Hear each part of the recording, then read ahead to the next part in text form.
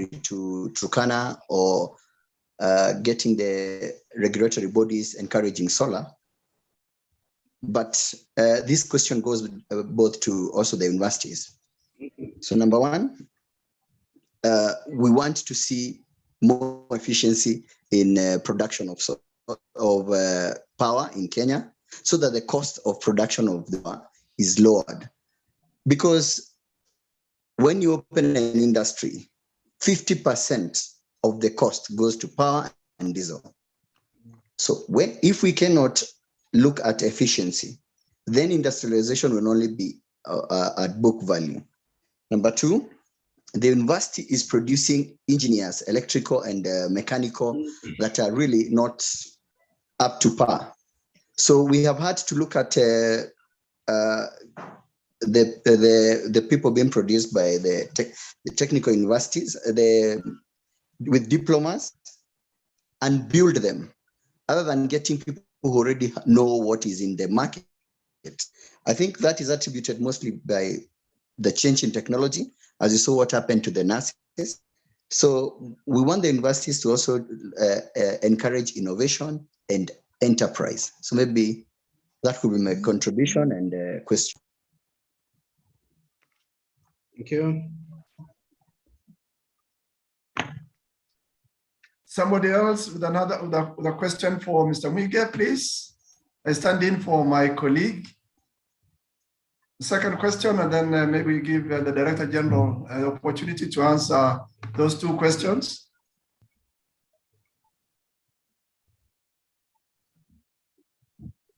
Another question, please? Or if people are still thinking, we can give Mr. Mwige the opportunity to answer that. Please go ahead. All right. Ndego Gitonga, thanks. Nice to hear from you. Did I meet you in Nanyuki not too long ago, or is it somebody else from Chamber of Commerce?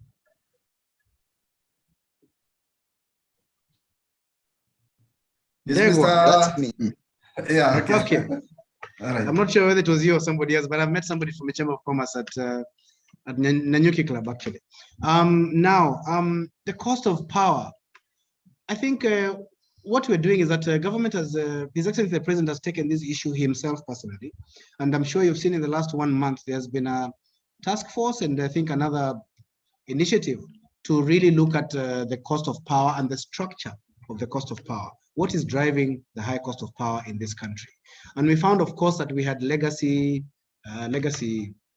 contracts which are contributing a lot to the high cost of power, and these are being addressed because government has realized that it does not make sense, like Mr.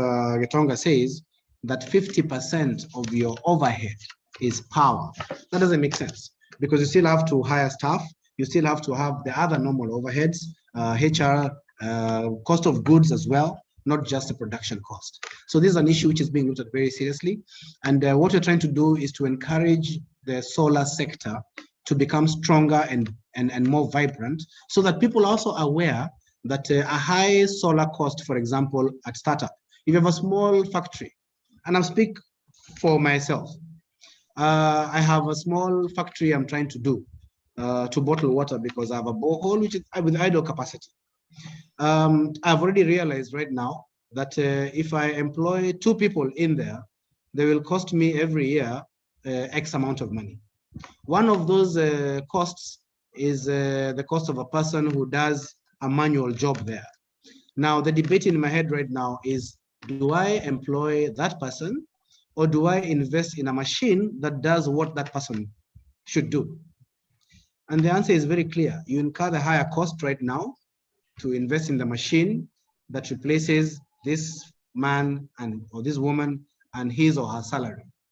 Because the machine will never say it's late. The machine has no children which need to be taken to school. The machine does not fall sick. The machine doesn't have discipline issues.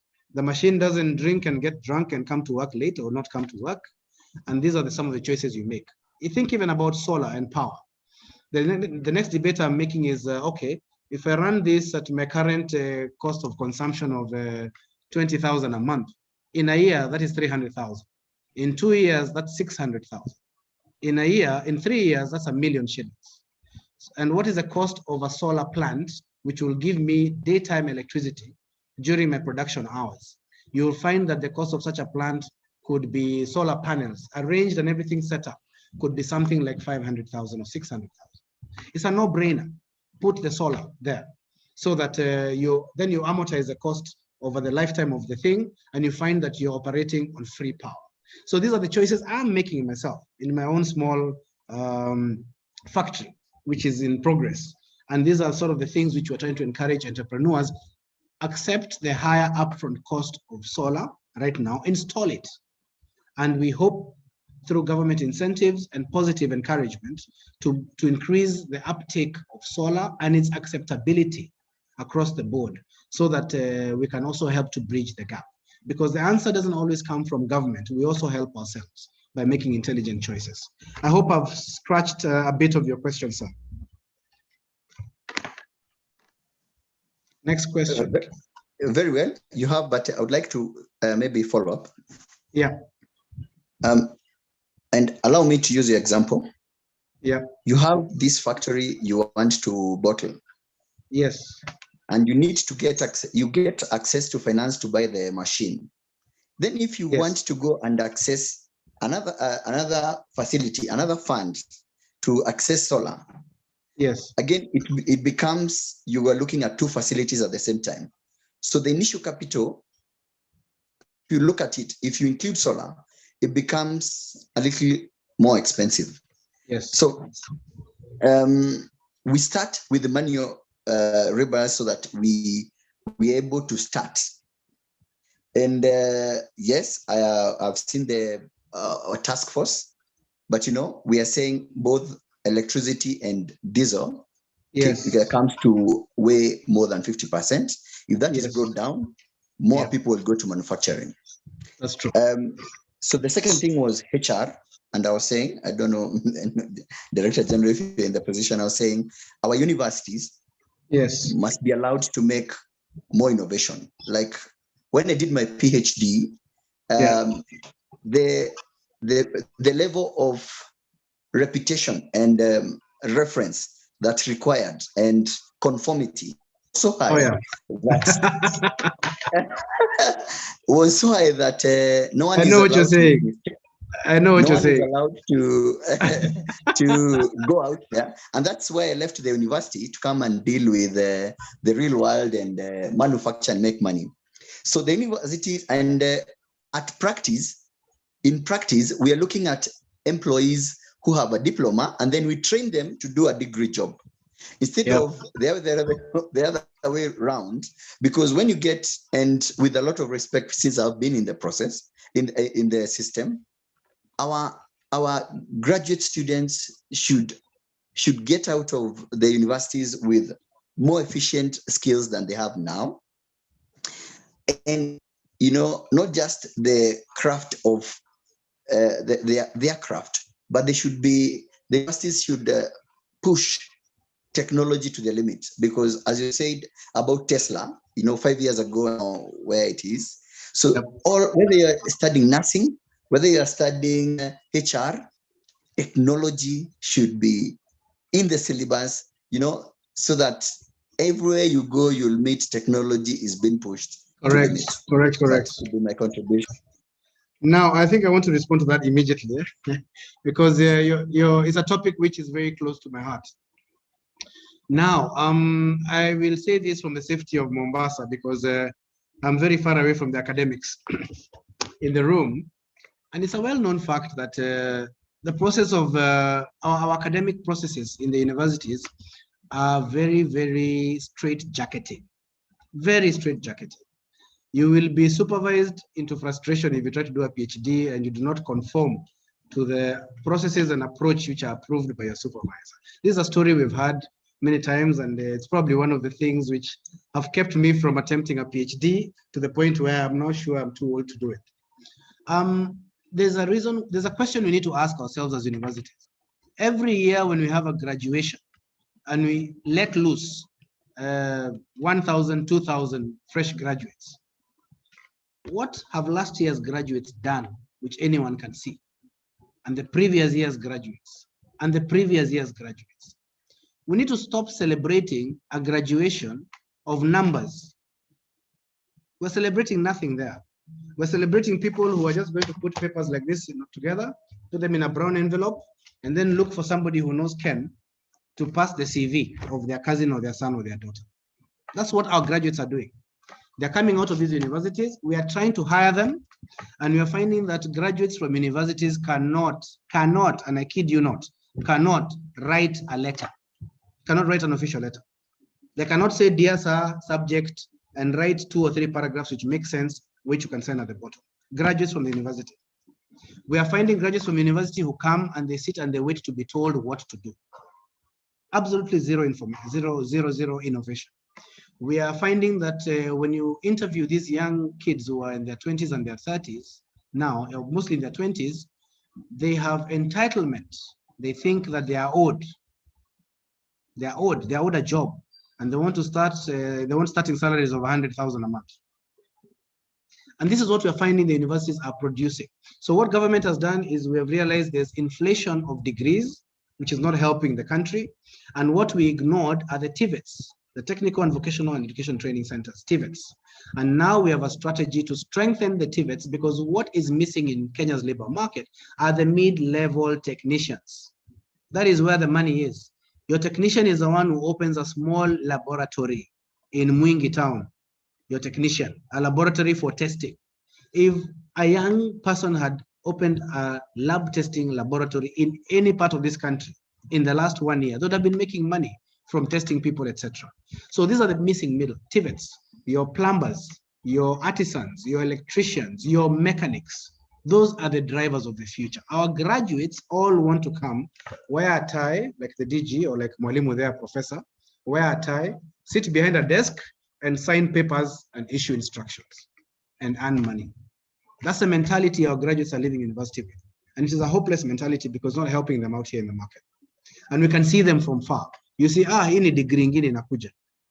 Wacha tusikie nasema nini. And that's the attitude of employers. So even as universities, we need to realize that success is not in churning out graduates and saying the number of our graduates has been increasing, the trend is upwards over the last 5 years. As you can see, we're very proud. This year we are graduating 3,217 graduates across all disciplines, all very nice and good. But these people need to learn. They need to be taught innovation. They need to be taught to think, because that's a critical capacity which got lost over many years of our education system. Which brings me to CBC. CBC is painful right now, but it is a cure to this problem I'm describing. Let our children be taught how to think. You do not need to memorize the parts of a grasshopper, head, thorax, abdomen. That's what I was doing in standard 1 and 2. I don't need to know the parts of a grasshopper. I'll open Google and find out the 69 parts of a grasshopper if I need to. I don't need to carry that in my head. The critical capacity I need in my head, given to me by the education system, is the capacity to think, the capacity to be critical, the capacity to be innovative, and eventually the capacity to be disruptive. That's what we need. And that's my challenge to the university community. Everywhere I go, I give the same comment. Thank you. Thank you very much. I don't know if there's another question, but I would like to also say something to Mr. Ndegwa and other people with regard to this situation of the graduates we produce as universities. Of course, this has been an ongoing debate and a practice for some time. But I would like to, inform that we are looking at this question critically, not only at Karatina University, I believe, and the deficiencies we are seeing in the graduates we have been producing over the last few years are going to change, not only with the embrace of the TVET ideas, and maybe some universities are also incorporating TVET institutions alongside the traditional way of teaching and subjects. But we are also looking at how we can strengthen the graduates we are producing so that they are job creators instead of job seekers. Correct. And these we are doing also in readiness with CPC. But we also would also like two things, maybe from Mr. Ndegwa's point of view, that we also get collaboration from industry, from the practitioners out there, and help us mold the graduates that can fit the market that you have, that can produce the kind of products you want to do. And for the DG, help us get the resources we need to develop, especially when it comes to the CPC implementation at the universities.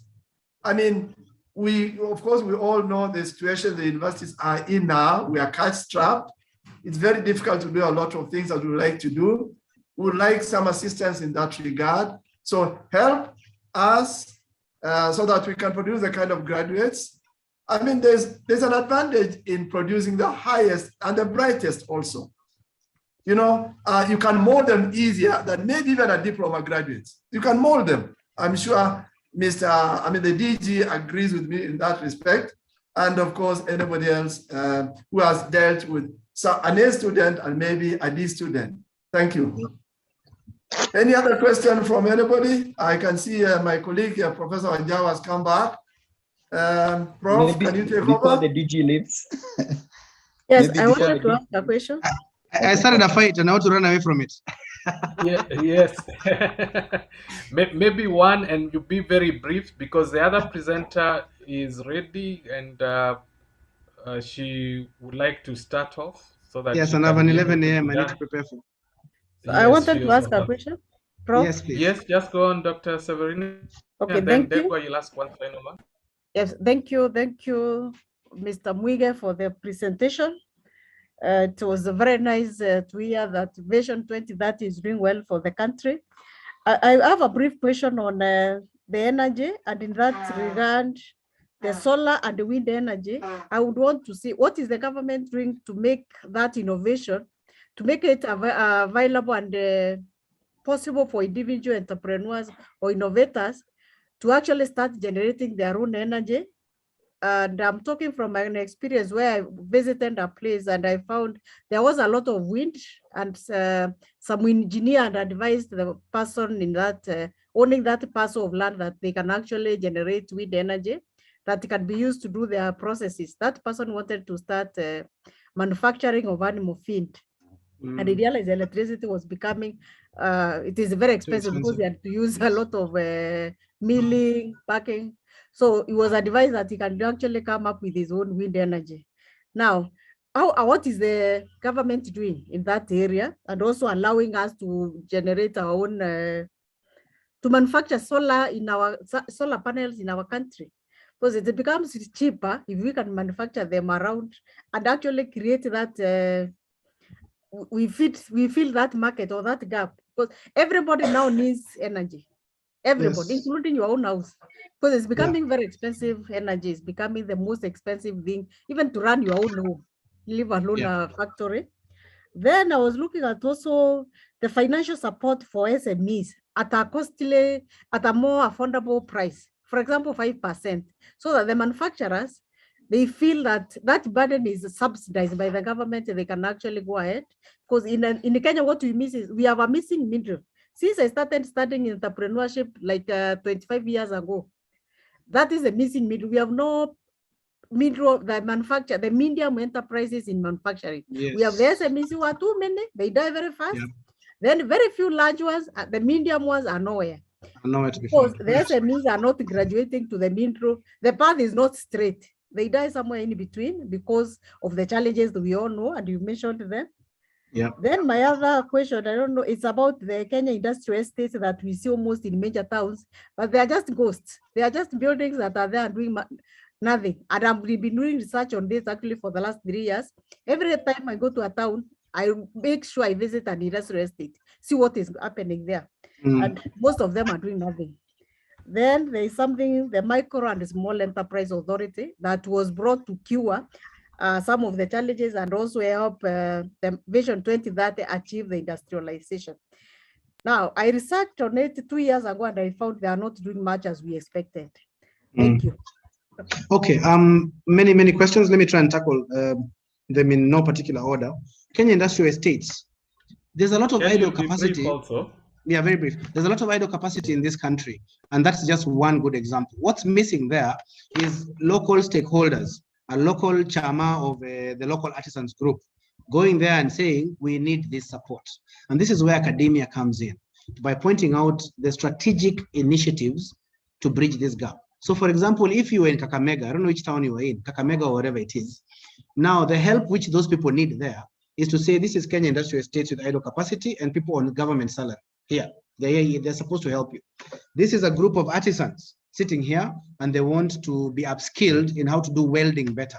What are the proper welding rods nowadays? What is the new technology? What should they do? That connection there is what is missing, joining the dots. And it's everywhere in this country. And it is what is missing between the MSMEs, which are thousands and thousands, being born and dying every day, the salons, your barbershops. All our daughters want to become beauticians and open salons. All our sons want to go into IT and do IT stuff.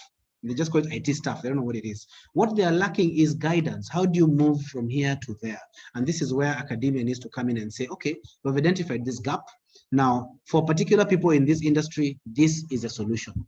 Meet with that institution, do this and join and plug the gap.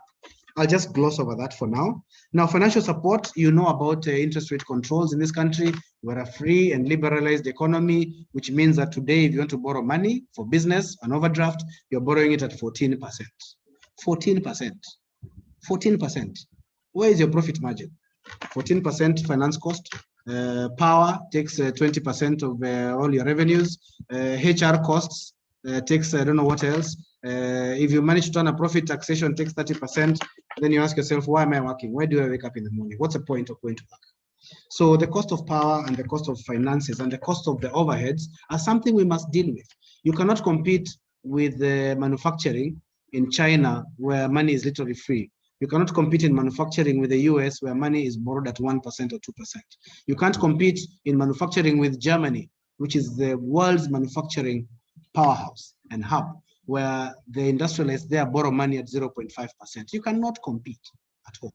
And these are some of the things we need to think about as government. And then we have larger issues here. Daktari, I mentioned in the larger issues, CBK, regulation, liberalized economy, let the currency find its level, all these nice Western liberal thinking things all mean status quo remains and we are not able to grow. That's what it means. Solar and wind power needs to be encouraged. Manufacture of solar panels, everything is made in China. I say our priority right now is not in manufacturing solar panels. Our priority right now is in installing solar panels made by China so that you reduce your immediate costs. And then down the road, in the medium term, begin to think about whether we can actually assemble these solar panels ourselves here.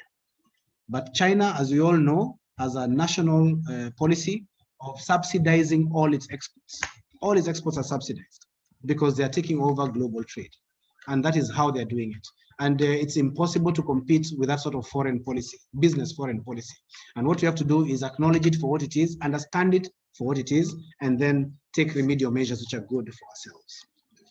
Allow me to run off, please. Thank you. Ndegwa, no, we'll forward your question to Mr. Mwige. Thank you very much. Thank you. Thank you, people. It's been a pleasure, yes. And I'm grateful to have had a chance to talk with you this morning. Okay, thank you. And we'll keep you in the loop in what is going on. So Asante I'd like to, yes, Asante. I'd like to allow Dr. Pauline Thuku to take over.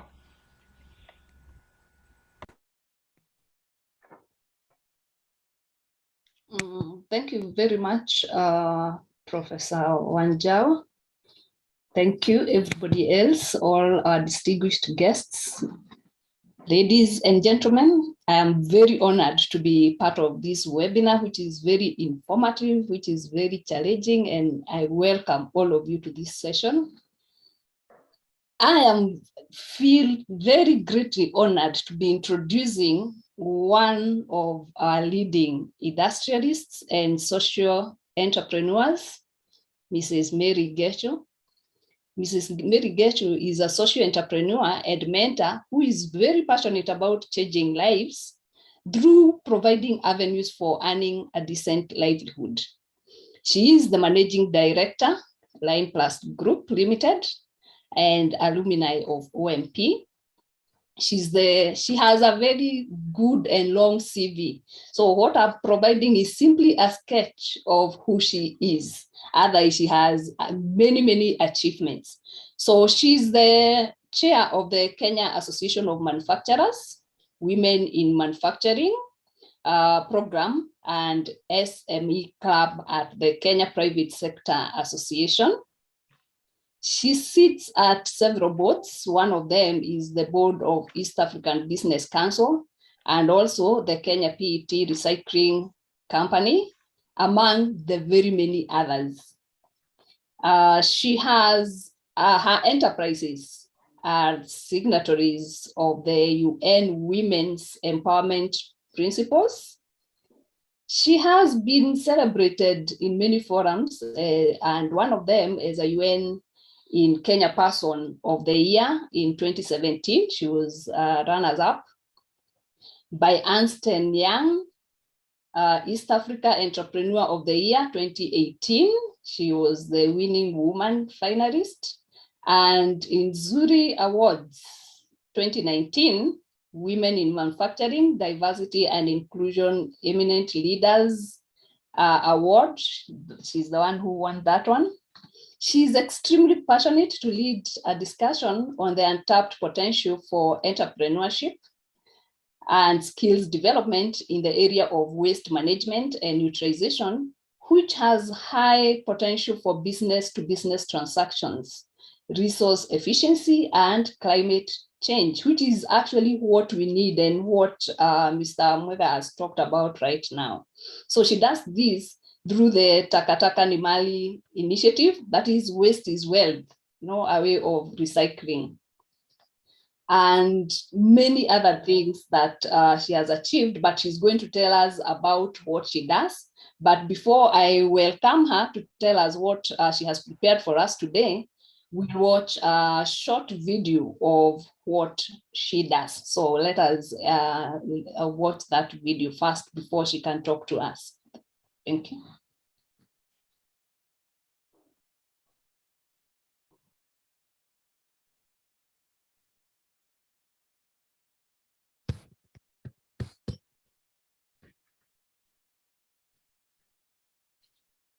The video, Professor Wanjao, I hope somebody is putting it up.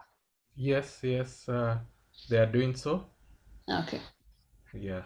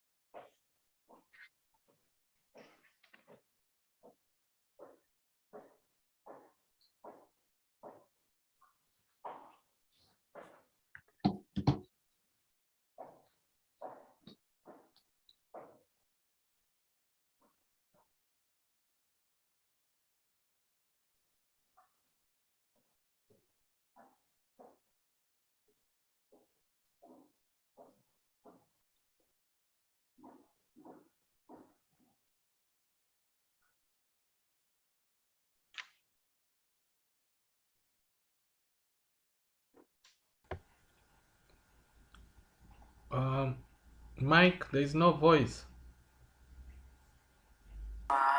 Leaders.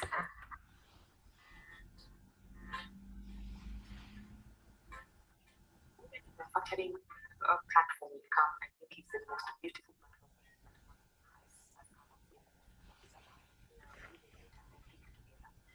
And as women, our challenges.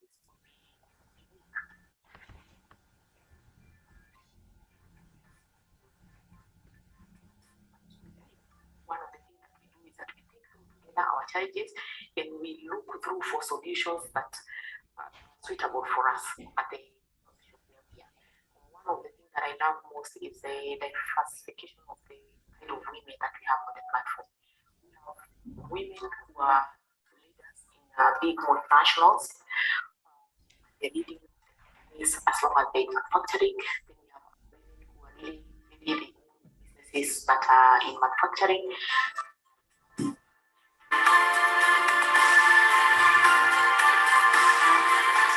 One woman that we pride with is Ivari, who is heading EAT. She's able to bring on the table her experience of how she interacts with that big company. So smaller companies are able to understand the growth of the big companies, manufacturing companies that have grown, and we are sitting together on the same table with a startup who is starting to manufacture maybe cosmetics or honey or something like that. So, and you're in the same room, you're discussing. To think forward.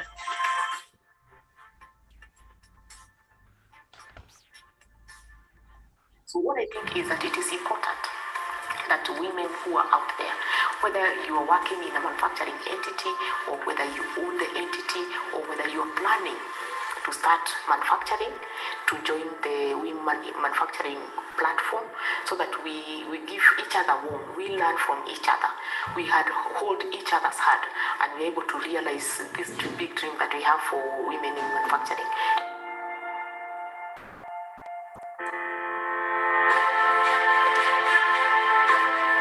Women in manufacturing platform in CAM, I think, is the most beautiful platform that CAM has come up with.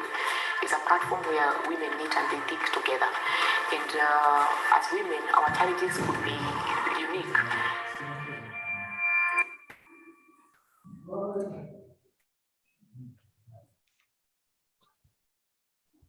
Thank you very much for that short video. At least it introduces us to what we should expect from Mary. I believe she has a lot for us. And without wasting her time, I wish to welcome Mrs. Mary Getchu to talk to us. Welcome, Mary. Thank you, Professor Thuku. And I'm very honored to be in this webinar. And having listened to what Ken Mwige has talked about Vision 2030, it then makes my conversation very easy because he has given us the roadmap of what the government has planned for us. And what I plan to do is to tell you how I've been able to plug into some of those opportunities that the government has done for us. So I will do more of telling you the practical of being in manufacturing as a woman. I'll do more of giving you my journey so that you're able to understand from where I started and where it is that I have grown myself. As you have said earlier, I'm the managing director for Line Plus Group. And Line Plus Group is a group of company. It's a group of a company that have synergy, that create synergy to each other. They are both owned by me and my husband. Started about 18 years ago. So we started with the line art solution. Before I started my business, I worked for Telkom Kenya, and I worked as a telecommunication engineer. I worked for Telkom Kenya for 15 years. And then after 15 years, I joined my husband and we started our business. So I'm hoping today to give you a journey of how it is that you can start a business and grow it into a big entity. Today, I employ about 300 staff, and we are in the Kenya market, Uganda, Tanzania, Rwanda, and Burundi. So we have grown ourselves to proudly say that we are in the middle. We are a medium-sized company, and that is what I hope to inspire to the graduates today. From Vision 2030, they have said that manufacturing is one of the big 4 agenda. And I want to talk more about manufacturing because this is where I am. And manufacturing being one of the big 4 agenda, for me, manufacturing would almost like promote all the other 4 agendas that we have, because if we are manufacturing and we are doing affordable housing, then we would be able to supply the raw materials that are required in the affordable housing. So for me, manufacturing is the key theme. And the theme of today of Industrialization Week, and today I'm talking about how women can be able to plug in the industrialization of this country. And why women? I'm talking why women because if you look into our background culture, we have grown up knowing and literally categorizing what women are supposed to do and what men are supposed to do. But with the day-to-day living, we have come to realize that what men can do, also women can be able to do. We are not saying that men should stop doing what they are doing, but we are saying that we need to change that narrative of that this is for women and this is for men. So we are trying to change the narrative that manufacturing is for men. So we want women to tap into this. And for me, it's not just about saying that manufacturing is for men, but in our country, if you look at where the industrialization, where our industries are, as Africans, we still have not been able to tap into industrialization. We have not literally been able to demystify that narrative of manufacturing. We still have in our mind that manufacturing is complex, manufacturing is big. And I would say when we started, or when I started manufacturing 18 years ago, I give you my journey, we started with a printing press. And a printing press, we sourced a second-hand machine for printing. And my husband worked in a printing press. I had never visited a printing press. But when we started, we were quickly able to plug in because he understood the basics of learning a printing press. When I joined him, after 6 years, I realized that in all the labels that we were printing, they were getting, or they were being applied into containers. And I started the Plast packaging entity, which is part of the Line Plast group. So I'll give you more the growth of the Line Plast packaging, because it's my baby. I have grown it from the day one to where it is. And Plast Packaging started, is a company that does plastic containers, and we major in agrochemicals industries, we major in pharmaceutical industries, cosmetics, and food and beverage. We supply the bottles that you use for drinking water. We manufacture and supply the bottles. We manufacture and supply the bottles that the manufacturers for pharmaceutical industries will use. So we work mostly with manufacturers. Today, I would want to say, give you a picture of my day one. Our day one, when we thought about manufacturing, I needed to get a full understanding of manufacturing. And what I did was to visit exhibition. Why am I talking about exhibition? Exhibition, we've talked about skill. I know you are well developed in theoretical skills, but we need to understand exactly what the industry requires. Through exhibitions, I was able to understand and practically see bottles being manufactured, because that is what I wanted to venture myself into. So my take today is, when you hear an exhibition, visit. Whether you're planning to start today or tomorrow, visit an exhibition so that you're able to learn on that. When I visited exhibition, then I looked into how much money do I have? What is the cost of the machineries that are being sold? So that I understood that my capacity today could be XYZ amount of money, but I need to grow myself to XYZ in the next near future. So I chose machineries that were practical for me today, but I understood what I could not afford today and what I need to grow myself to the future. So it was important for me to understand, I'm starting plastics today with one machine. You have heard Ken talk about being semi-automated, being manual, and all that. I was able to plan and understand fully my growth path. My growth path that I'm starting today manually, but in XY years, I need to automate my processes and semi-automate my processes. And in XY years, I need to fully automate my processes. So my journey, we started with small machines. The other thing that I needed also to understand was the market that I am targeting. The market I'm targeting is, there are other players who are in the industry. What is the gap that is there for the industry, in the industry? And I chose to work more with the SMEs and the cottage industries. And why SMEs and cottage industry is because every time they visited the big suppliers, they had challenges of what you would call the economy of scale. They are not able to buy in big numbers, and they needed to buy in small numbers.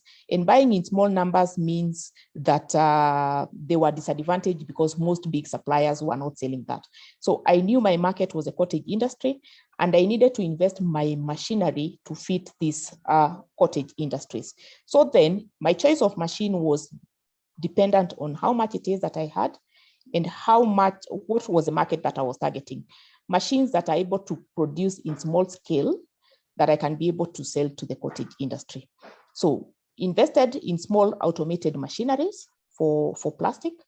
And then we are able to sell, whether an SME or a cottage industry require 100 pieces of bottles, then we're able to sell to them. Then the other area that I needed is these cottage industries that I'm working with, what are they doing? So that when I am thinking in how it is that I position my packaging for them, I have them in mind, and I know where they are and where they need to go, so that I can also create a growth path for them and I'm able to grow with them. These are some of the practical experiences and practical needs that you have when you get onto the ground. So apart from the skills that you have learned from the university, it is critical to understand industrialization from the ground level. Why am I saying this? When we learn industrialization when we're in the university, we will learn from the best practice, global. We will be taught practically what an excellent industry should look like. But when you get into the industry, you find that the picture is completely different. I've heard Ken talk about that our graduates, when they come to us as employers, they cannot even be able to write letters. They do not relate exactly with what is on the ground. So it is important as you are learning, and maybe this I would encourage the university, if you can be able to have industrial experiences in different sectors as you're training your students, that you have also talked about innovation, that innovation should come from the university level even before you get to the industry. So it is then important that the universities are able to understand the needs of different sectors, where we are and where the sectors could go to. Then you're able to start that conversation from a level of when it is that you're training your students, so that by the time they get into the market, they understand how it is that they can do that. More importantly, I've talked about women. And the reason why I will talk about women and industrialization is, if you look today, women are the consumers. They are the decision makers, especially of what it is that we consume. And I give an example. A woman go to the supermarket, will choose that I'm going to buy this flour, I'm going to buy this juice, I'm going to buy this milk. There's a reason why they choose it. It could be cost, it could be quality, it could be the way it is packaged. So there is need to start having that conversation in the universities, so that the women are more enlightened in the choices that they are making. They are more enlightened in understanding the choices that they are making, how it is that they can be able to drive that into an actual industrialization, how it is that they can start. If you look today in the cottage industry, and we have talked about MSMEs, and in my position as the chair for the SMEs, we say that we are not being able to scale up the SMEs. But do the SMEs understand their competitive advantage of being the decision makers of whatever it is that they're using, how they can be able to apply that in whatever it is that they are producing in the small scale and position that competitive advantage into the market? And I give an example. If I'm looking for yogurt that is naturally made, how can I be able to sell that competitive advantage of my yogurt that is naturally made because I made it in my backyard and I have followed the process and not necessarily mass production, and stop competing with the yogurts that are doing mass production, which already they have a better competitive advantage of economy of scale. We need to start having those conversations from a university level so that we understand an industry has a day one, which could be fully manual. An industry, what is the competitive advantage of when you are small, and what is your growth path? What are the challenges that you will experience when you are growing, and how it is that you can maneuver that? I'll give my journey in three different ways, and I've talked about how we started, and then I want to talk about business development. When you are starting a business, usually you are the entrepreneur, you are the manager, and you are the technician. You are the one who is doing that. But that is not enough in any manufacturing industry. Neither is it enough in any enterprise. When you start up, you have to start thinking of how it is that you can, the business development processes of your business. So it is important to have in mind the growth plan where you're growing. I have been able in my entity to grow people, to grow the processes, to grow quality, to grow in markets. How have I been able to do that? Let me disclose that I never got myself into a university.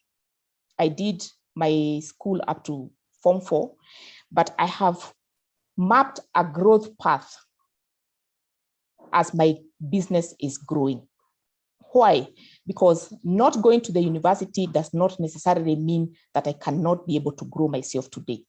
I look into bits, gaps that I have in learning my business. I have done finance management. I have done people management. I have done entrepreneurship. I have done process and quality management, because that is what the business needs now. So when you leave the university, when you start your enterprise, yes, you have been given all that, but you have to be keen enough to understand, what does my business need now? What do I know and what don't I know? How is it that I can be able to grow that, to grow myself, to be able to manage that? When you are a startup, you're running a business with 2 people. When you're in the middle, you're running a business with 100 people. Your business needs are different, so you have to grow yourself in that. You have had in my CV that I've been able to be recognized as an Entrepreneur of the Year, East Africa by Ernst & Young. How did I get myself there? I was able to get myself there because of doing business and being consistent in the processes, in growing and developing my business. So consistency in what you're doing. A lot of people, when we start up, we give up. And how we give up is because we try to compare what we are doing and what the market is doing. Then we are swallowed a lot by what the other people are doing, and we forget what it is that we are doing, what it is that we are developing. So it is important to be consistency in what you're growing. Stop looking that I started this enterprise and my colleague started another one and theirs is doing better, and then you jump in. So you need to develop consistency in whatever it is that you try. When the market is not working, then you can make an informed decision on how it is that you can be able to move from one business into another. I have 3 businesses. We started with label printing, then we started with the plastics. Later on in life, I have started manufacturing of cosmetics and chemicals. And why have I gone into cosmetics? I've gone into cosmetics because I realized that I have the packaging which is required by the industry. And then I also realized that there are opportunities that the government has put, trade agreements. We are now talking about the East Africa trade agreements. We are talking about free Africa continental trade. So how do I tap into those markets? I tap into those markets, maybe not necessarily with my package, but I could tap into those markets with my products. What I've done is to understand the opportunities that the government has created and looked into how it is that I can be able to exploit those opportunities. So with my cosmetics, I am now selling across East Africa. I am highly focusing on the free Africa continental trade, then I'm able to tap that market. So it is important to listen to what opportunities are being created by the government. We have just been told a lot of opportunity through the Vision 2030, but it is critical to understand how it is that you can interpret those government opportunities into actual opportunities for your own businesses. I think those are some of the things that I have done. The other area that I would want to talk about is technology. We have all talked about that when COVID happened, people have gotten into doing business differently. We've gone into e-commerce space. These are opportunities that came in through a pandemic. Nobody would have ever thought that Zoom would be a tool that is so highly used in doing business. But Zoom has made our work easy. So we have embraced that. The e-commerce, we realized during COVID, that there was serious supply chain disruption, and we were not able to sell. We were not able to buy our raw material. We could not travel. So we needed to position ourselves and sell our products through e-commerce platform. So those are opportunities that come through challenges. So when we face challenges, we need to understand what are those challenges that, what can we learn from that challenges?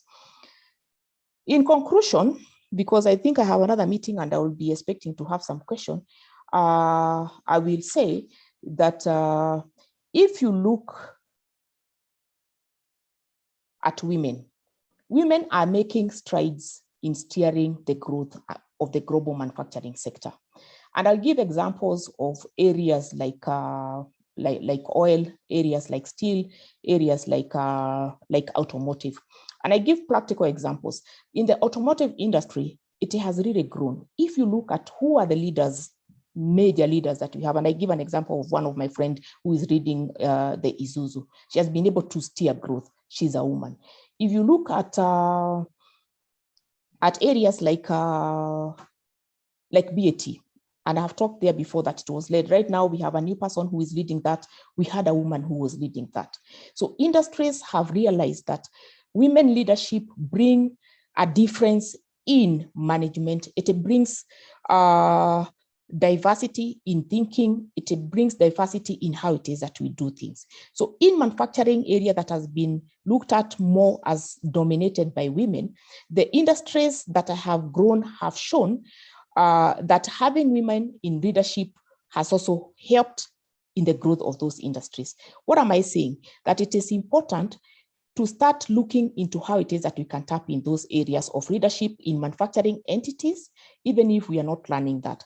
And how we can be able to tap that is when we do the engineering, when we do STEM courses, how can we encourage our women, our girls as they are young to do the STEM courses so that they can be able to tap into those opportunities that are coming, especially in the manufacturing industry.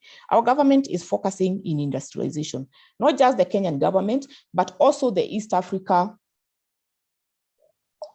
Industrialization is the key focus that we are having. Africa is the key, industrialization is the key. How do we tap those jobs? How do we prepare ourselves? So universities should encourage more girls to do the STEM courses so that they can be able to tap into those emerging opportunities that are coming, especially in the industrialization. I'm hoping to stop there so that I can have 10 minutes of questions because I think I have another engagement at 11:30. And over to you, Professor Duku. Thank you very much, Mrs. Mary Getcho. That was very eye-opening, especially for women. And I've realized we have quite a number of females here. I was looking at the names and I think I can almost assure you we are almost 50-50 male to female. And it's very encouraging to see a female industrialist on top of the world, on top of the country, encouraging other women to go into industrialization, into manufacturing. It's a key area, just like she has said. And we also note that you left telecom to go into manufacturing and you're making it there. So that should also tell us that if possible, at some point in our lives, instead of waiting until we retire, when we've saved a little bit, maybe we could go into manufacturing and let the younger people who are starting up get our jobs to reduce on unemployment if we can make it. So maybe we need people like you to encourage us to go into manufacturing, also to employ other people, because that's an area that employs quite a lot of people. It's also good, I've noted what you've told us about changing the narrative that manufacturing is for men, which is what has been happening in the past. But if women are making it there, and women do quite well in leadership, just like you've mentioned, so I think if we encourage more women to go into manufacturing, then I think we are going to do very well as job creators for the women, and we are going to also contribute to the GDP. Many industries are dominated by men and they are doing okay, but if we add women there, then it means we'll work better towards the Vision 2030 of our country. You've encouraged us about how to start small, that we don't have to start with a very big industry. We can start from our one machine, 2 machines, and grow into a corporate. A very important point that you've mentioned there, but more so about having a growth plan. That when we are starting, it's important to know where we are starting and where we want to move. And also recognize when we are not meeting our targets that we can always revise, but after thorough check on what we've been doing. So I want to thank you very much and welcome any questions. I hope we can always invite you whenever we need more encouragement. So I'll now invite any questions to her because she said she has a meeting right after. So anyone with a question? There is Wambua with a question, Dr. Pauline. Welcome, Wambua. Please ask your question.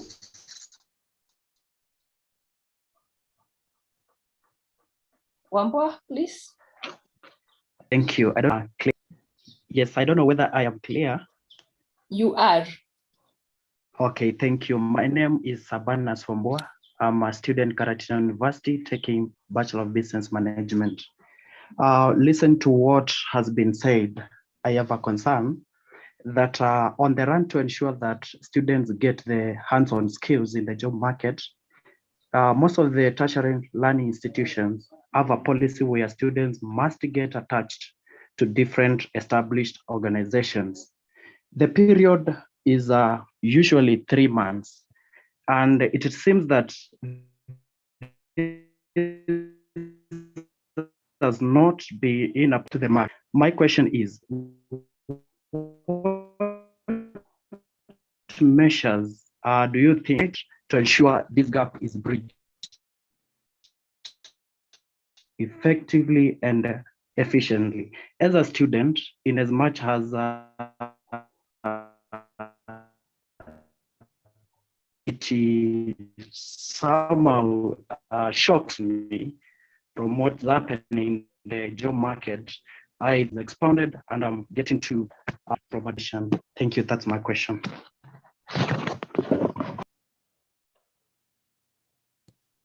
Any other question? I don't know whether Madam Mary was able to get him because he was disappearing at some point. You can also use the chat bar to write your questions and we'll still have them addressed. So if you don't want to raise them up here, you can still write at the chat bar and we'll address the questions. Any other question before I let Madam Mary answer that question? I think we don't have another question as at now. So Madam Mary, please. So thank you, Wabua. And I hear your question. In my organization, I have I do attachment trainings, and I also have graduate trainees package that I also work with different universities to offer that. But I will say that 3 months is enough for an introduction, because when you get into an attachment, any organization is able to take you holistically in all the departments of a business. So from sales and marketing to the administration and to the floor, just a basic understanding. But what then for me is important is that when a graduate attachee gets into an organization, you should be curious to understand fully how the business is running, and especially if you're thinking into getting into entrepreneurship in the future. People are born, everybody is born an entrepreneur, because entrepreneurs are thinkers, entrepreneurs are innovators. So, and we all think and we all innovate. What then we lack are different pieces and bits that we need to understand how it is that we can grow ourselves into that space. So it is important then for the university to follow up that somebody did not just come up with a paper, or you did not just pick what was available. If you are thinking that you are doing business administration and you are thinking that your interest would be in the manufacturing, at least make sure that you get your attachment in the manufacturing entity. I'll give an example of the TVETs. The TVETs, now we are working with different associations. I know, like at the Kenya Association of Manufacturers, we work with the TVETs and we're able to talk to the industries, and we're able to place the attachees to different industries. So the universities should also be proactive and partner with different entities, manufacturing, banks, and all that, and they're able to negotiate and send their students for attachments there. Apart from that, there's also what is called on-job training, apprenticeship. I would urge the graduates, once you finish school, yes, you have the theory part of it, you would then get into an industry where you have people who have worked in that industry for a very long time, maybe 20 years and all that. These people have something that they can be able to teach you. You have something that you can be able to teach them because you are current in the today's technology, but they have the skills that they have learned for 20 years. So it is important to have the soft skills of understanding how it is that you can have a collaboration and not feeling what the earlier speaker talked about, that you walk in and you feel like you are of age now, you need to move and be at the top today. So you should be patient to learn from the people who have been on the ground because they have the skills and you have the technology. Also be open enough to teach them to what is current today, and there's a balance. I hope I've answered that question. Thank you very much. Wambua, is Yes, your you question have. Thank you. answered? All right. Yeah, yes. Okay. If there's no other question, I want to thank Madam Mary and hand over to Professor Wanjau. Thank you. Thank you very much. Thank you, Madam Mary, for that very good presentation. And you can be assured that Karatina University, we are ready to work with you. We will be able to engage you so that you can give our graduates an opportunity to demonstrate that also the skills and knowledge that they have acquired both in classroom and also as attachees, they are very valid. Thank you, and God bless you, and we'll continue engaging Mrs. Mary Ngecho. So now I would like to request Dr. Beatrice Ombaka to take up. I can see Mheshimiwa is already on board, ready to do her presentation. Dr. Beatrice Ombaka, please take up the session.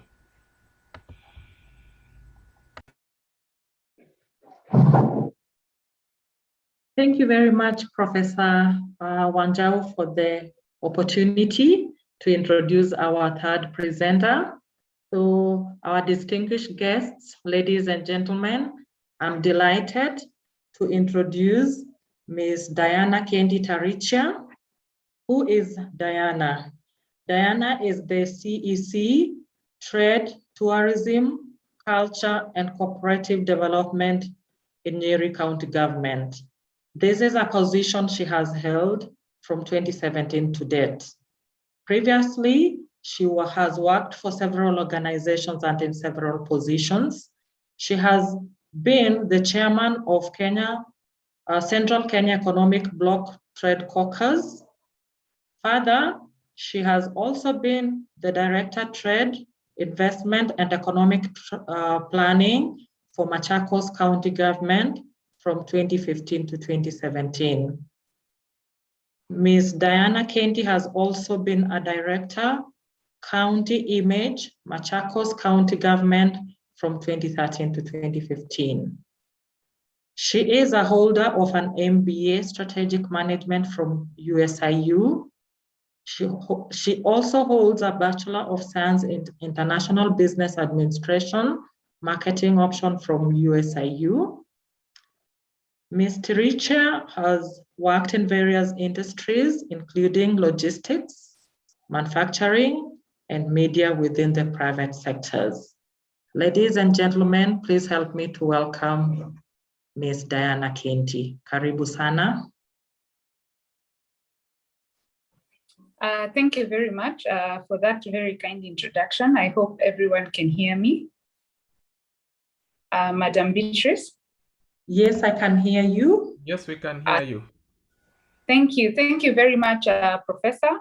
As I have been introduced, my name is Diana Kendi Tarichia, and I'm the CEC in charge of Trade, Tourism, and Culture and Cooperative Development in Nyeri County. I am delighted to join this forum all the way from Embu. We are here for our inter-county games, and I'm happy to report that we are doing well, Professor. That's good. Keep it up. Thank you very much. And I'm very, very happy to be able to particularly speak to the students who it just feels just like the other day that I was a student at USIU studying business. And now I'm very honored that the university has found it fit to invite me to speak during this Industrialization Week as appointed by the United Nations Industrial Development Organization, UNIDO.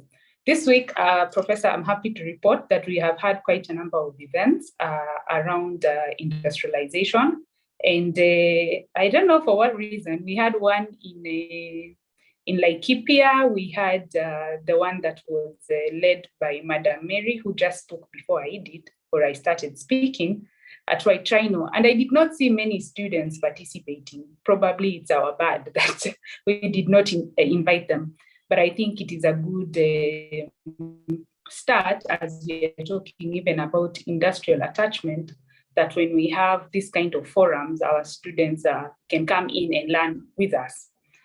So I guess I believe next year, it would be good that the university also comes, the universities and all institutions of higher learning are able to come in and participate with industry, really. Because what we are trying for now is to merge academia, industry, and the market. Because a lot of times, as has been reported by previous speakers, we get students who have passed with flying colors at the universities and other institutions, but when they come into the workplace, there's a disconnect.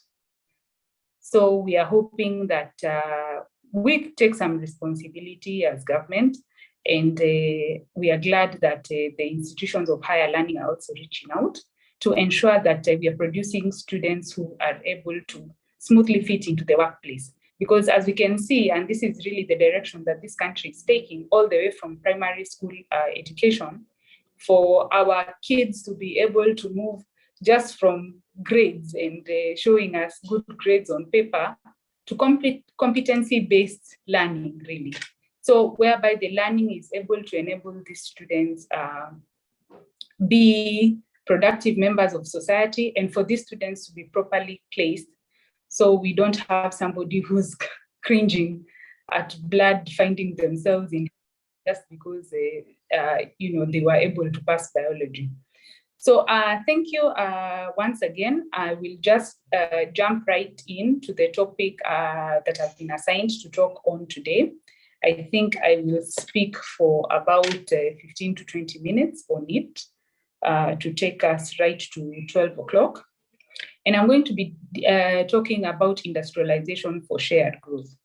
And as we were thinking about this topic, we were asking ourselves, or rather it would be of interest to listeners to know why we picked on this topic. We have had, other than I think last year, where we struggled and all economies around the world struggled because of the COVID pandemic, our economy has kept growing, we are told. Our GDP, we are told, it grows. We've been in the range of 5-6% when we've done very well, slightly less than 10% during the tenure of His Excellency President Mwai Kibaki. And we are asking ourselves, does this really mean that our people are getting wealthier? Is this wealth that we are creating really fairly, and actually the word is equitably distributed amongst our population? And if you were to just ask any bystander right now on the street, a lot of them, they are thinking that their lives are not getting better, their economic status is not getting better. But as a country, it is true when we look at our numbers that our GDP is growing, our gross product as a country is growing, what we are producing is growing, the quality of what we are producing is growing. So where is the disconnect? And this is really what we are looking at today, because we are not, I do not think it is the intention of government or policy makers that we are creating wealth for a few at the exclusion of a majority. So when we are talking about shared economic growth, this is what we are thinking about. And we are asking ourselves, how do industry as a conduit to be able to be sort of the driver of this shared economic growth? And as we were thinking around this topic, we were looking at the numbers of what industry has been reported to contribute to GDP over the years. And it's ordinarily in the range of under 20%. I think last year we were at slightly less than 17% at 16.35 or so. What other sectors then contribute to economic growth for our country? And of course, over the years, agricultural activity has contributed around 50% to our GDP.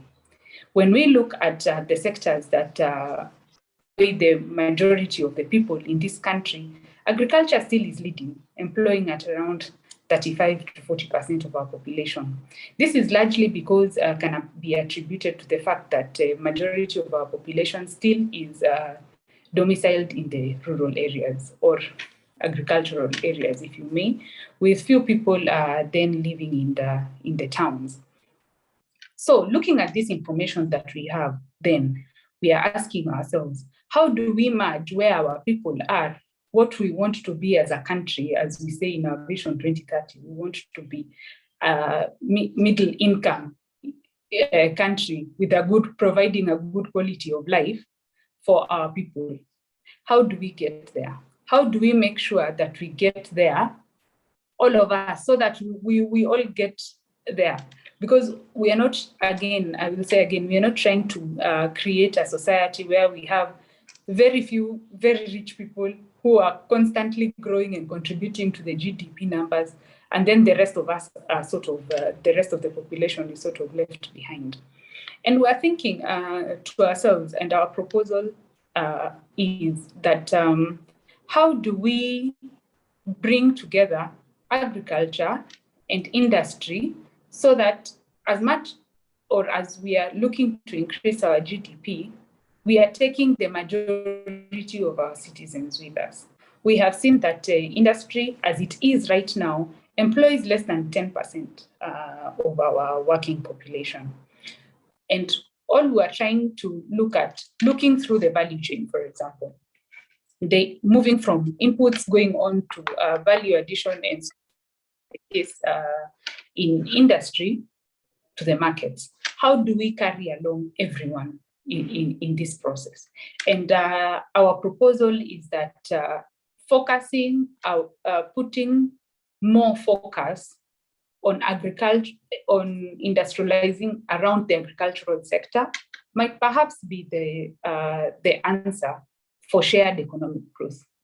Another thing that right now, the world over, we are now worrying about the environmental impact of our activities around industry. Why does this affect our growth? Because if our environment, if there's a problem with our environment, then we are going to see a lot of other problems. We are going to see, like, for example, now if I may talk about Nyeri County, for those who are in Karatina, maybe you can let us know, but the rains are really late. And this is attributed to climate change. So a lot of times we don't see the between our activities, what industry is doing, what we ourselves as citizens are doing, what is happening in our environment, and what is happening in our pockets, meaning we have no money. And we are already forecasting that we are not going to have as much food as we've had. Now, if we know most of our population is relying on food, agricultural activity for their income and nutrition, what then does it tell us? 50% of our population in Nyeri is going to have some economic kind of problem by some period. We are looking at towards early next year, we're already going to be looking at certain problems. So as we are talking about shared economic growth, as much as we are saying, what we are pushing for is one, do these industries that we are doing so much, giving up so much for them to establish, Are they giving us the employment numbers, for example? Is less than sufficient in terms of employment? Are they able to take in most of the inputs, what we are good at? I had the speaker before me talk about what are you good at? What is your comparative advantage? What is your... So for us, we know we are strong in agriculture. We want them to start being strong in something else that we are not. My thinking is not. I always encourage people, including myself really, to focus more on what you're already good at. So if as a student, you're already good at numbers, and maybe everyone is telling you marketing is the one that it's easy to get jobs at, and if you try marketing, you'll do not so great at it. Moving back to my case around agriculture is, fine, we can try for other things. Like right now in Nyeri County, we are really trying to diversify our economy and looking at making Nyeri a knowledge-driven economy, mainly because the people of Nyeri traditionally have been interested and have thrived around the education sector. Now we are looking at the technology sector as our land pieces go getting smaller and smaller. But as it is right now, looking at the numbers, and if we are to work with the numbers, looking at the low-hanging fruits, as we call them. If you ask us, we think that agriculture bears the solution for us to be able to industrialize for shared economic growth. This is because take, for example, what our good governor, Kivuza Kibwana, did in Makueni. The people of Makueni traditionally have been known to grow very nice sweet mangoes.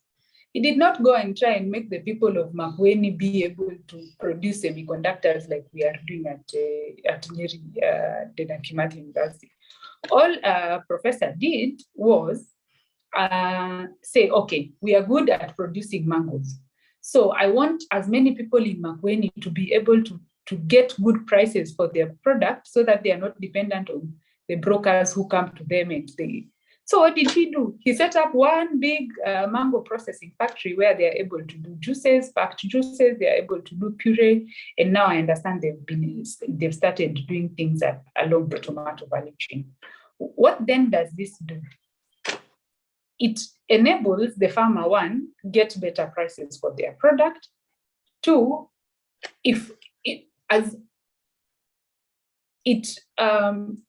sorry, I lost my train of thought there. So it enables the farmers get better value for their product, but it also enables the customer get better quality.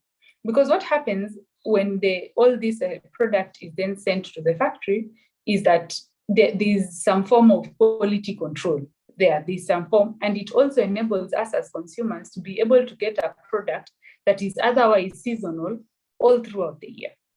You have had, and I'm sure a lot of you know now, that Makueni by itself is already exporting a lot of this mango puree. Egypt is one of their big markets just up north from us because they are a desert country. So then, as they are selling their products, say, to Egypt and other countries that are looking to buy from them, herein we are able now to get this foreign currency. So really, yes, we are getting the foreign currency. We are getting to where we want to go. Probably, if assume that factory was privately owned, the owners of that factory would be able to get so much in returns, but also backward, if you look further backward into the supply chain, including the farmer is able to get a better price for their product. Then we can see this is now what we are talking about, shared economic growth. Yes, if this factory was owned by an investor making a bulk of the money, but the farmer is making money. The transport people are also making money. Everyone, the marketers of this product who are going to sell in Egypt and whatever, they are making money. And this is really what we are looking at. And this is what really we are talking about. We are talking about shared economic growth. Now, when we look, I'll just talk about one other thing and then I will stop there. The one thing that we have seen in Kenya, and as we've been trying to push industrialization, has been fine. We are seeing people who are manufacturing from home. You are able probably to make, assume you make leather shoes. You are able to make 2-3 pairs of shoes in a day. Fine, it's a good place to start. It's an excellent place to start. In fact, or rather, when I was a student, I was actually doing some business other than I wasn't in industrialization. It was a good place to start. But what is really the challenge, that all these years later, after independence, the people that we started off with, the countries we started off with, I'm sure you've heard this story a million times about the Asian tigers and so forth. How is it that Malaysia is where it is and Kenya, we are still where we are? What happened? We started at the same place. So we cannot argue they're like Europe, who started hundreds of years ago, right? So basically what happened in Malaysia was, one, their ability for exponential growth, their ability to grow, their ability to learn. So for us, we are finding, and there are many factors why this is the case. You cannot really entirely say it is the fault of the entrepreneur or the person that is doing the business. But we find somebody, and I know a lot of people like this, even within Nyeri County, where you say, when I started this job in Nyeri County in 2017, they were producing sunflower oil. 500 liters of sunflower oil per day. They have a market. In fact, that sector is unique in that the market is greater than the supply of sunflower in the market, but I digress. So this farmer, or this, I can call them cottage industrialists, has been producing 500 liters of sunflower oil per day. We in 2020, he's still producing 500 to 1,000 liters of sunflower oil. Now, those of us in this session who are very good at mathematics can just help us understand when we can expect this industrialist to be able to probably produce 100,000 liters of sunflower oil per day. So, fine, yes, it is good to start somewhere, and starting small has the advantage of that you get to learn from the mistakes quickly, and you get to some level of organic growth. But unless we are able to scale, to grow those small businesses from 500 liters, they don't have to go to hundreds of thousands of liters per day, but to move from 500 to 5,000 to 10,000 to 50,000, so that there is growth. And unless we can reach scale, unless we can increase our quantities, unless we can improve on the quality of the products that we are producing, then fine, maybe our people will just get income for their sustenance. I remember, I think it's the day before yesterday when we had the forum with women in manufacturing. The theme was actually, we need to move from surviving to thriving. From just saying, yeah, at least I can afford to pay for my food and for my rent and so forth, to moving to really, to increasing our vision, our goals, our dreams. And a lot of times, even back home, probably we are thinking, we don't know anyone who was an industrialist. It's just those who are indies in industrial area in Nairobi who are able to produce to those skills. But if you were to talk to those who are indies in industrial area, they'll tell you they started small. They started somewhere. They went learning. They were committed. They stayed committed to the process. So really what we are saying is, we need to be able to start somewhere. If you're making two, back to my example of leather shoes, if you're making two, you're in the university and you're learning how to make leather shoes, you're making 2 pairs per day or 3 pairs. Is there any machinery probably you could get that will enable you move from making 3 pairs of shoes to being able to make 50 or 100, for example? Because until you can scale, you will only be surviving. And now this is the conversation that we are pushing. And that's where you see government now is moving towards, government and a lot of private sector investors are also talking about shared common user facilities, whereby if you're making shoes, one of the things that makes you so slow when you're making shoes, for example, is being able to cut the, say, leather straps with accuracy. Remember, you're using your hand. So there's only so much accuracy that you can obtain. So even the quality of what you're making cannot possibly compete with with what is being churned out in the factories. So how can what then do we need? We know for us to industrialize, for shared economic growth, one, we need skill. Two, we need to bring the dominant industries to be the ones that are determining where our focus is when we talk about industry. So we are not just haphazard in our industrial vision or industrialization vision. We are saying we want to industrialize, and we want to industrialize around, our proposal is around agriculture. Yeah, just by where we are now. In Nyeri, for example, because typically the people of Nyeri have been highly educated and all of this, now we are starting to think and invest ourselves in saying we want to industrialize around technology. And now we are training, we see a university like Dedan Kimathi, and I'm sure Karatina doing a lot of training and around technology, so that we have a lot of people who are working in the e-commerce space taking up. So I think I have 5 minutes to go. Our proposal remains, and I will summarize by, if the students and anyone listening to this webinar has anything to take home for us, is how do we industrialize? And the question we should all be asking ourselves, we have no monopoly of answers to this question, but how do we industrialize whilst making sure we are carrying everyone along? Whilst making sure we are carrying everyone along.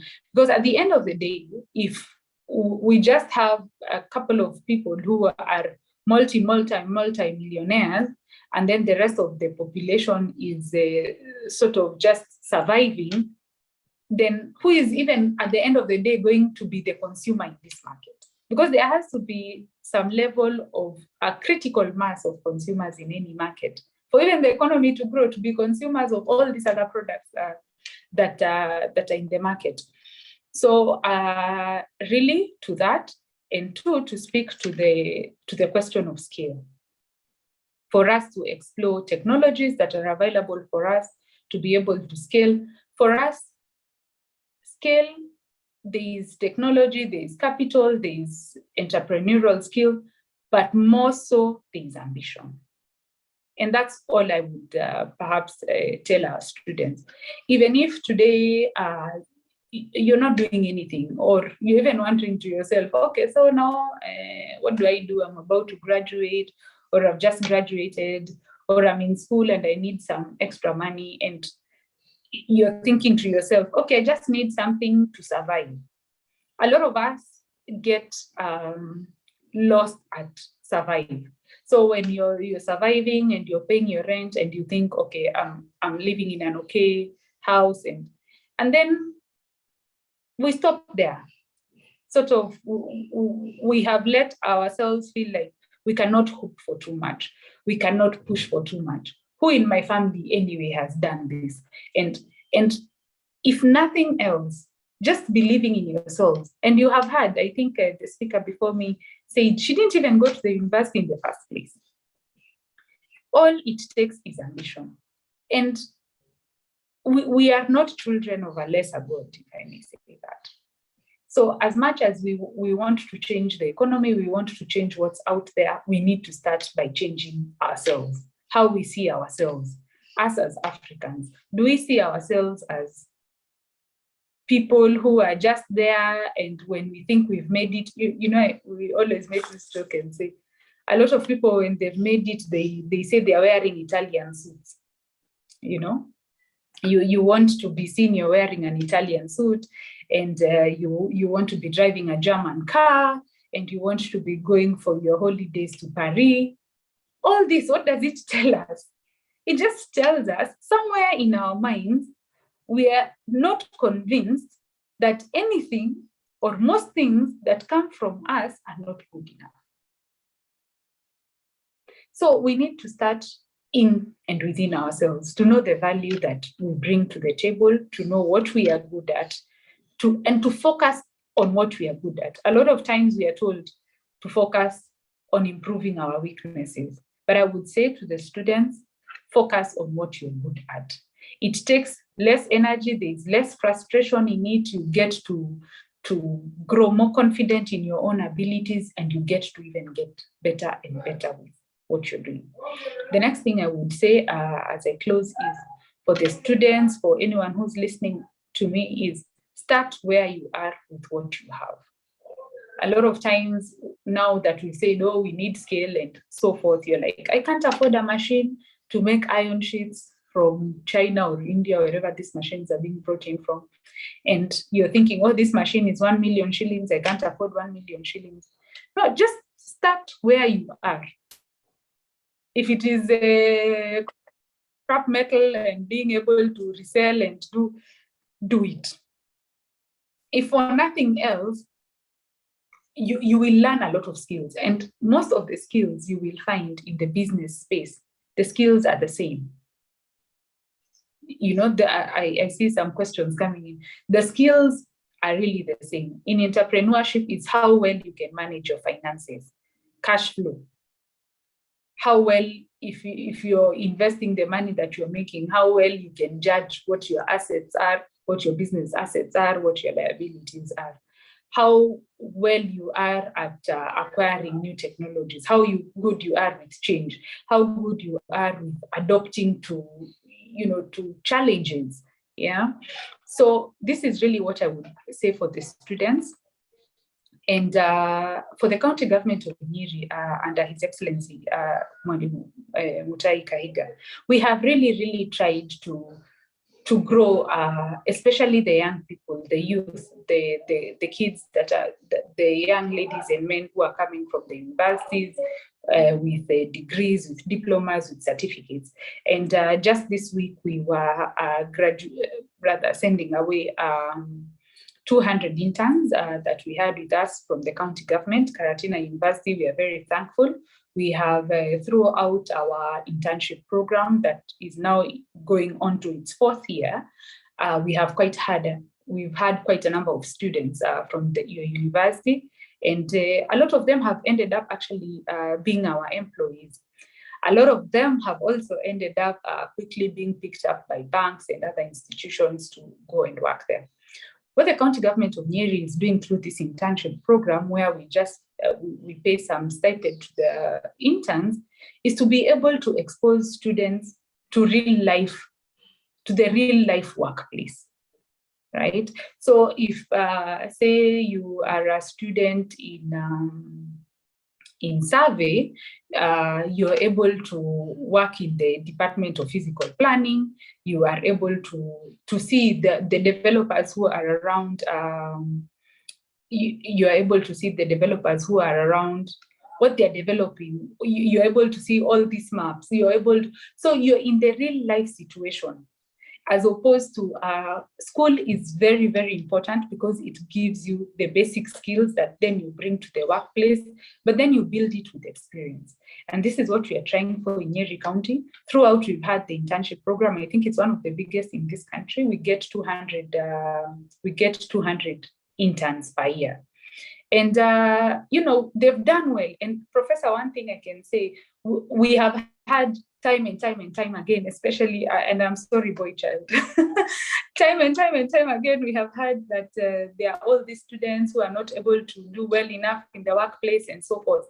But there are other students, and quite a significant number of other students, who are able to do very well in the workplace. I will give you an example of a young student who came to my Department of Trade, I think 2 years ago.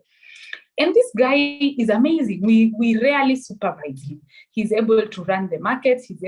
And we have 56 markets in Nyeri County. He's able to do this all by his own. He's able to keep record of all the traders. The guy came once in a while, we give him lift in the county vehicles when we are going around. Or now he's bought his own motorbike.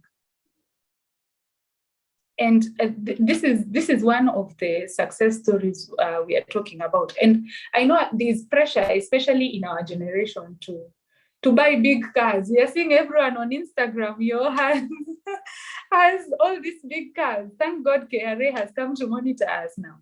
So students, just start where you are with what you have, stick to your values. All these shortcuts you see with all these guys you're seeing on social media, it's not real. Don't, as much as we are saying industrialize, be big, start where you are, believe in yourself. The other thing I would probably speak to with what Nyeri County is doing is that we have an enterprise development fund that came into place in 2018, where we lend entrepreneurs money at a very minimal interest rate. So this is a revolving fund, and you can apply for it if you're in any kind of business, whatever kind of business you're in. And the interest rate was 7%, but after COVID, as a COVID measure, we reduced this interest rate to 5%. You can borrow this money at the tenor is 2 years, 24 months. So there are, and there is also the Kenya Industrial Estates. There's one, I think they are just near you in Karatina, where you can apply, as I've said, ours are short-term loans. You can go to the Kenya Industrial Estates. They are able to lend you up to 10 years. They're able to lend you also so much more money because, of course, they are funded by the national government. They are funded to the billions. And you can get a fairly longer term loan of up to 8 years. This is specifically good for those who are trying to maybe you need equipment worth 10 million, then I cannot afford to lend you. I am just lending to very small businesses. And you don't even really, a lot of people say, mimi niko na title deed, sasa niambie naweza pata pesa ngapi? It is just your ability to pay. And you don't have to have all the answers when you're coming to us to say, I need this assistance, I need this capital, or I just feel like I have a skill gap somewhere and I need you to help me to figure out how I address this skill gap. You don't need to have all the answers. We cannot also pretend to have all the answers. But what we are saying, let's have a conversation. Do come to us. The Department of Trade is opposite the golf club in Nyeri Town. We have officers there that do business care. Just come to us, tell us, this is what I want to do. This is what I've done so far. From where we sit, we have the resources to be able to reach out to all these institutions, the institutions of higher learning. We are able to reach out to industry. We are able to reach out to all of these people to see how we help you to really move forward. Because looking for is to enable those of us in industry to scale. So, Professor, I beg to stop there and perhaps take any questions or comments that there may be. Thank you. Thank you very much, Ms. Kendi, for the excellent presentation on industrialization for shared economic growth. Just a few nuggets that I've picked from your presentations that was very eye-opening, encouraging us in the academia to merge academic and the market. Of course, there have been complaints about universities churning out graduates who don't meet the needs of the market. But I want to assure you that as a university at Karatina, we are focused and we redesign our curriculum from time to time to meet the needs of the market so that our graduates can also go outside there when they are completely taught what is really needed there in the market. Secondly, you've stressed on the CBC curriculum, where the world over is heading. The curriculum encourages innovation and critical thinking, And this is where also the STEM subjects are being also overemphasized. And this is how we will be able to industrialize as a nation.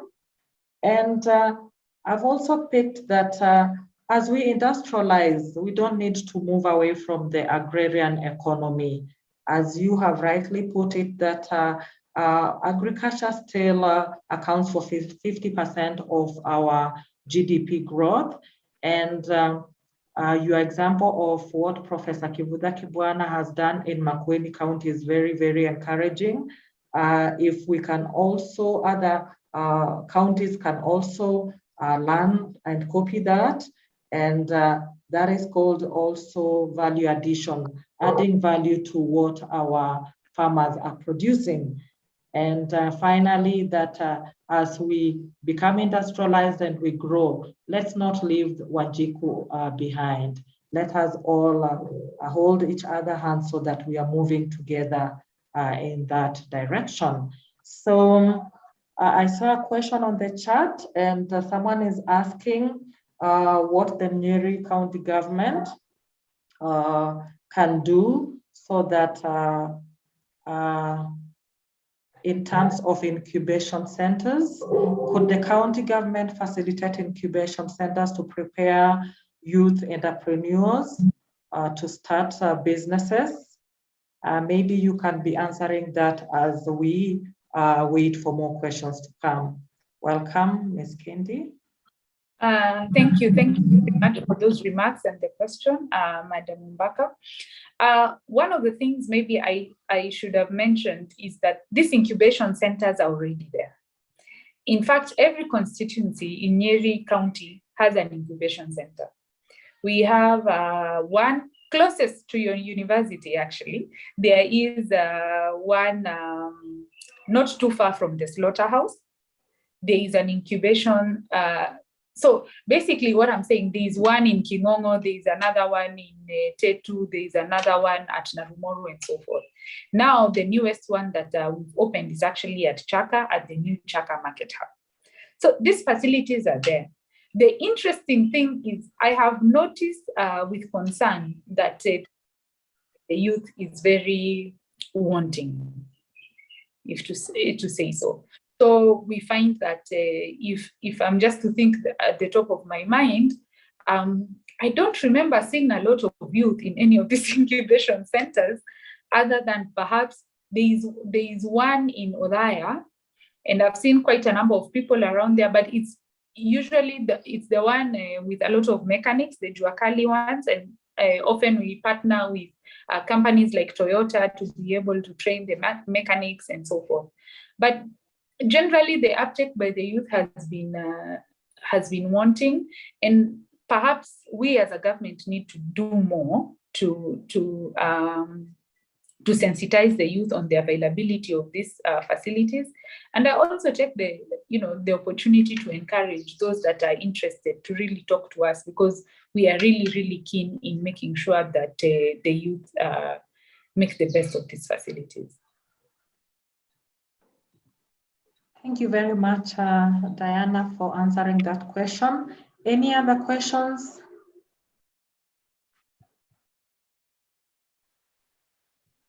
From the chat, we also have a comment that it was a hard topic, but well articulated. That is a good comment. So if there are no more questions, over to you, Professor Wanjau. Okay, thank you, Diana, for that good presentation, and even creating time to just address the audience that was made up of students, lecturers, and also your own members of Nyeri chapter KNCCI.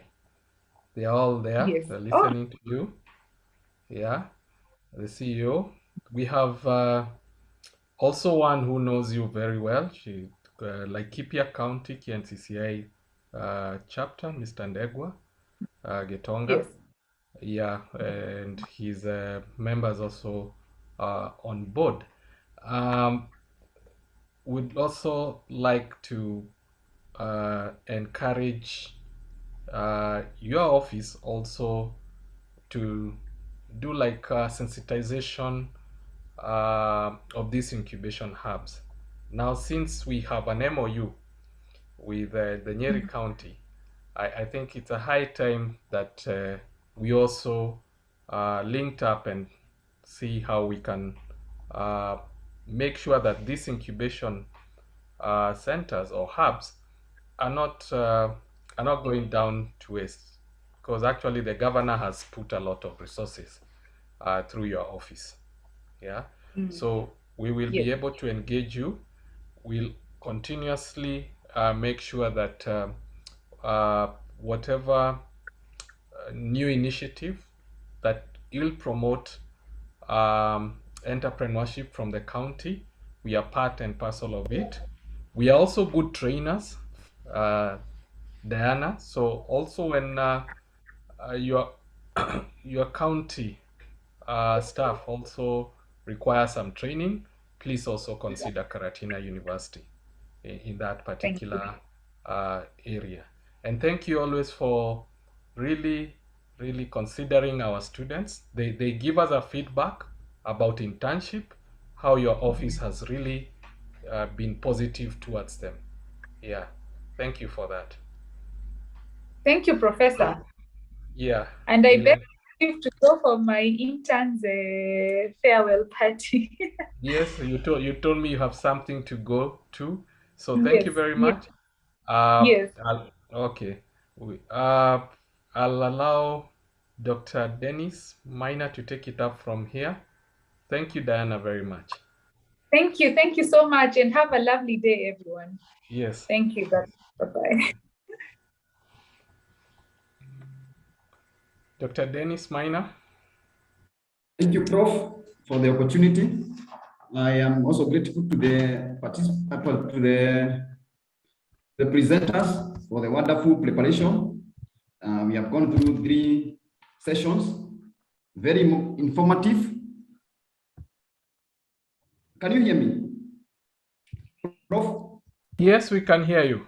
Very good. Okay. So I'm saying the sessions were very informative, very stimulating from morning, where we learned what the Kenya government is doing through the Kenya Vision 2030, what Madam Mary is doing in women manufacturing, which is quite encouraging in Kenya, because it's a rare thing, and also what the county government is doing, what has been presented by Honorable Kedi. I don't know, Prof, whether my session has been dimmed by the fact that most of the presenters were taking the questions after their presentations. But I think we have an opportunity, Prof, if you allow, maybe the questions and answers that maybe we can answer as a faculty. So I don't know whether that is the direction we want us to take, because I understand most of the presenters are not even with us, and they took the questions and left. However, there is also something that is on the chat that somebody, I think is Warima, somebody is requesting that we get the presentations, the copy of presentations, so that we can follow and we can share with others. Prof, you can give guidance. Yeah, thank you. Thank you for that. Yeah, quite a number of questions were asked. So maybe anyone who has a question for the university. I know, Getonga, there's something you are talking about university. Maybe now it's the right time to ask about it, especially in the area of innovation. The professor in charge of innovation is on board.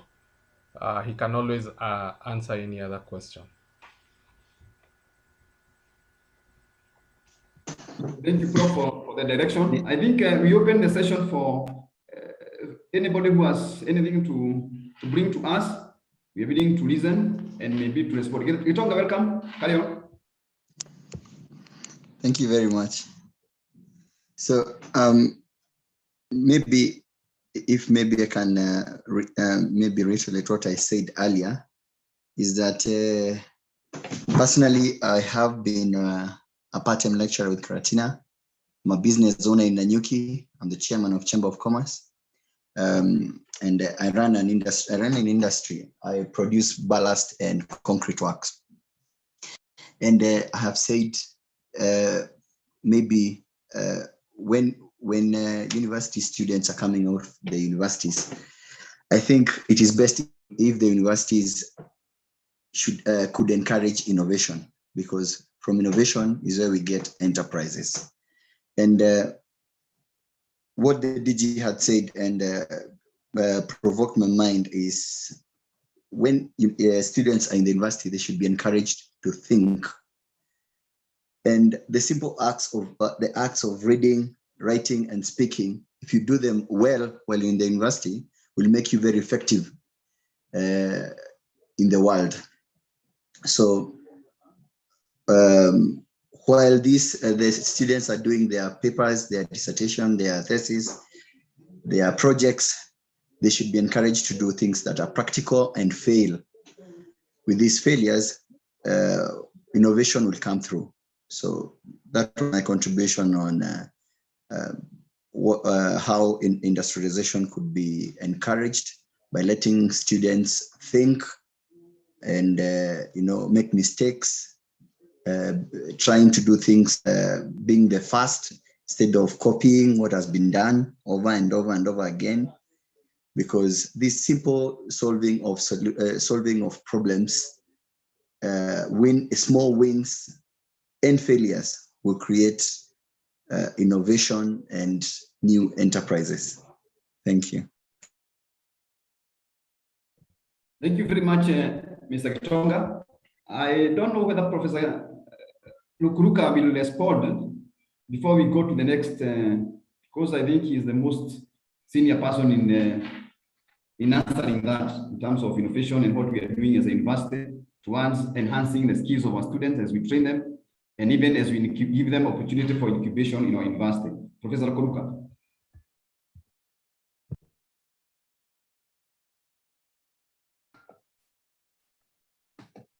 I was not very attentive to the question of by Mr. Ndegwa, but having heard him ask, ask the question of the DG, and then also with his industrial base in Laikipia, I would like to say that the students we have today, or producing today in Karatina University, are different from the students Karatina University has been producing in the past. We are looking at ways of improving almost on a daily, on an annual basis. In fact, how we do that is by reviewing our curricula. We are scanning the environment all the time. Now we are looking at the CBC and what that means for ourselves and the graduates we are going to produce and the country at large. So we are looking at how we can enhance the practical skills of any graduate we produce out of Karatina University. Research is another area where we are also strengthening the capability and the capacity of our lecturers through retraining, through training and retraining, through collaboration with partners in other countries where issues of research, innovation, and so on are top of the agenda and are practically embedded and mainstreamed into what they do on a daily basis in their workplace.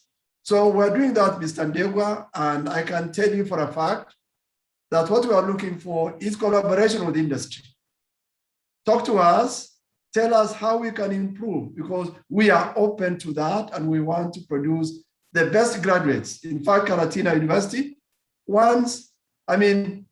want to produce leaders. Our motto is, to inspire for leadership.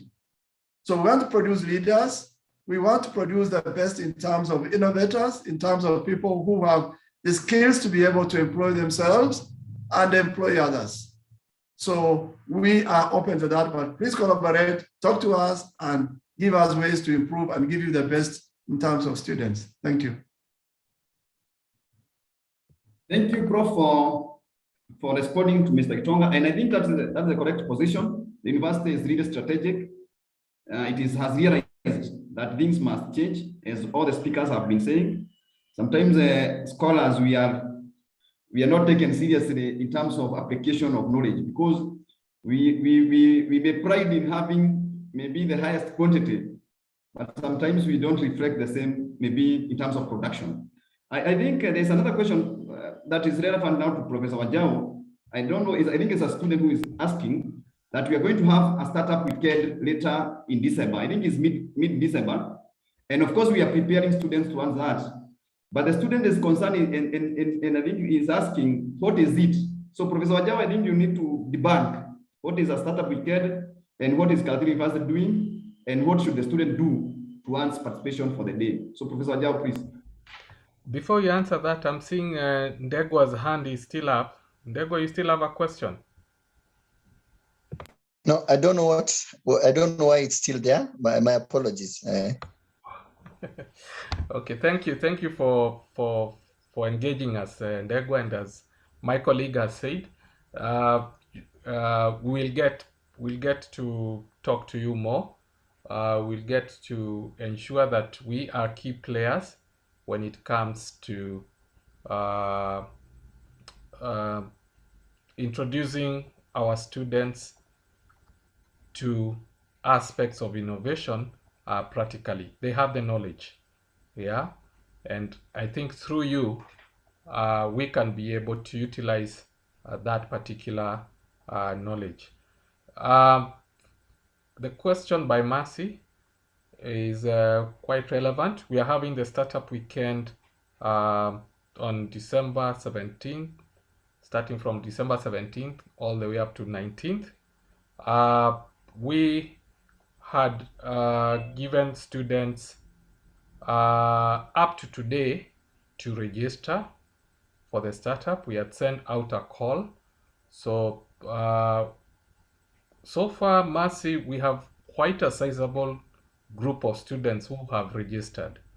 We have 30 who have registered. We are looking for more. Then after that, we have champions. They are called entrepreneurship champions, who will get in touch with all those students based on the schools that you come from. Yeah. So like for you, I know you are from business. Your champion, you have two champions in School of Business. That is Dr. Kiai and Dr. Jane Kenya. They'll get in touch with you from next week. They start preparing you for the startup weekend. And the startup weekend is where we allow students to come up with business ideas based on the theme, and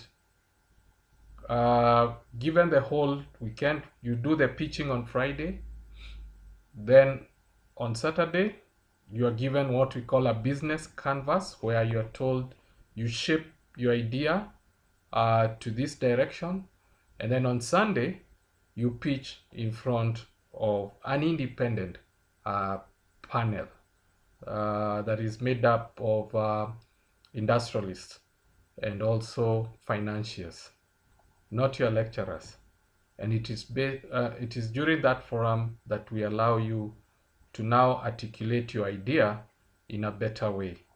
So we'll get in touch with you and also check the call and register. So I can see other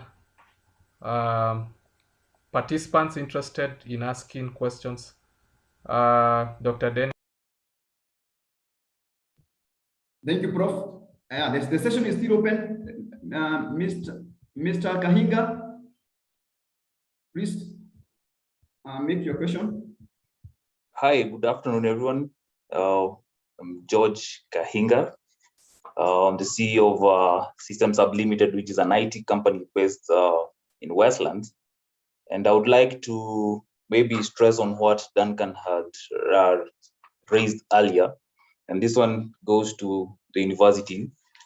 It's about the partnership and the MOUs that understand Karatina University is doing with other institutions. For me, my question is, what are you doing with tech companies like ours?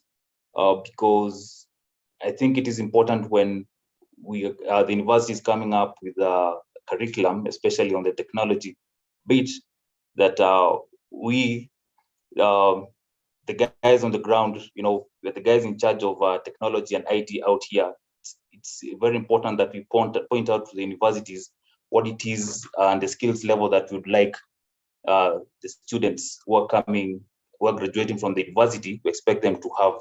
Because like Ndego said, we take a lot of our time, training them. And unfortunately, if the graduates end up, getting a better job and you get new ones, then you start the training cycle all over again, which is a little bit tasking to the companies. So my question is, what is the university doing when it comes to, tech companies and tech directions when it comes to basically the curriculum? And do you have any MOUs that you are getting into with such companies like ours? Thank you very much, Mr. Kahiga. I think I like this question. We have a directorate of linkages in the university, and it is headed by Professor Ajao. I know he's going to come again and respond to that. And I really like this engagement that you're bringing. Mainly, we always think that our engagement with the industry is only in internships and attachments, which is not correct. You have brought another angle of, can we also involve you in curriculum development? I will allow Professor Wajao, first of all, to say whether we have your scope. I don't want to say for him, because it is important so that you get from him, because he's the one who is going to continue with your MOU. And then I'm going to get another chance, maybe to Dr. Obaka, on what we are doing on after we do the MOU, and how do we domesticate this one in our curriculum. So I think this one we are going to invite Dr. Obaka, but right now I'm going to invite Professor Ajao to first of all tell you whether you have your scope, and then I'll go to the next person. Okay. Thank you. Yes, we do have a scope for that.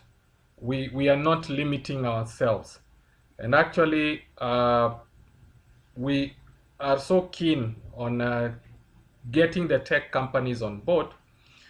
There is a whole department for computer science and informatics, and just one month ago, they were able to work with a tech company, and they were able to come up with the cybersecurity awareness sensitization day during that particular week. They say November is a cybersecurity awareness month. So we are starting to engage the tech companies through that department, because they are the ones who are supposed to guide the directorate. They have also what we call the university industry linkage and international programs coordinators in each school. And the work of the directorate is actually to facilitate any engagement between the school and the industry. So they'll be able to get in touch with more industries, especially in the tech industry. This is a start, and of course I'll share the contact of George here with the head of department, so that they can be able to engage one another more. Then also in curriculum development, we are inviting now the industrialists to be part and parcel of the process. They are invited as stakeholders, and their input is actually being factored in every new curriculum that we are engaging them, that we are developing as a university. So it is not just about, as what Dr. Dennis has said, internship and attachment. We are going beyond that. We are unpacking quite a number of things, including even organizing workshops and seminars. But as I said, it's an agenda that is driven by the schools. So we'll encourage them. Yeah. Thank you. Thank you, Prof. Dr. Obaka.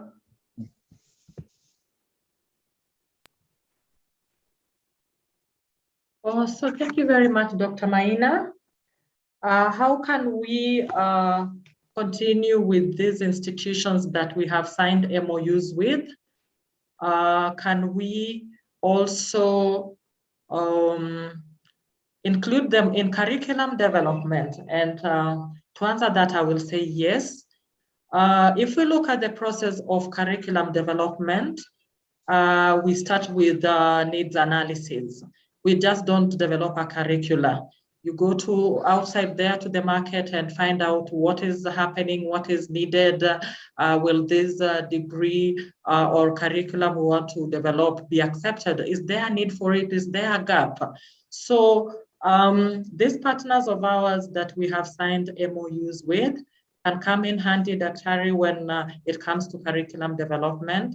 When we are doing our needs analysis, we can approach them because I want to believe they are from different sectors and their input would go a long way in helping us develop curricula that are market-driven.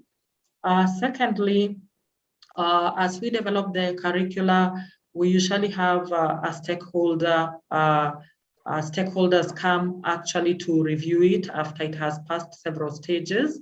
And in these stakeholders, I would propose that we could also engage them and say, this is what we are going to teach. This is one of the units. These are some of the units in this curricula.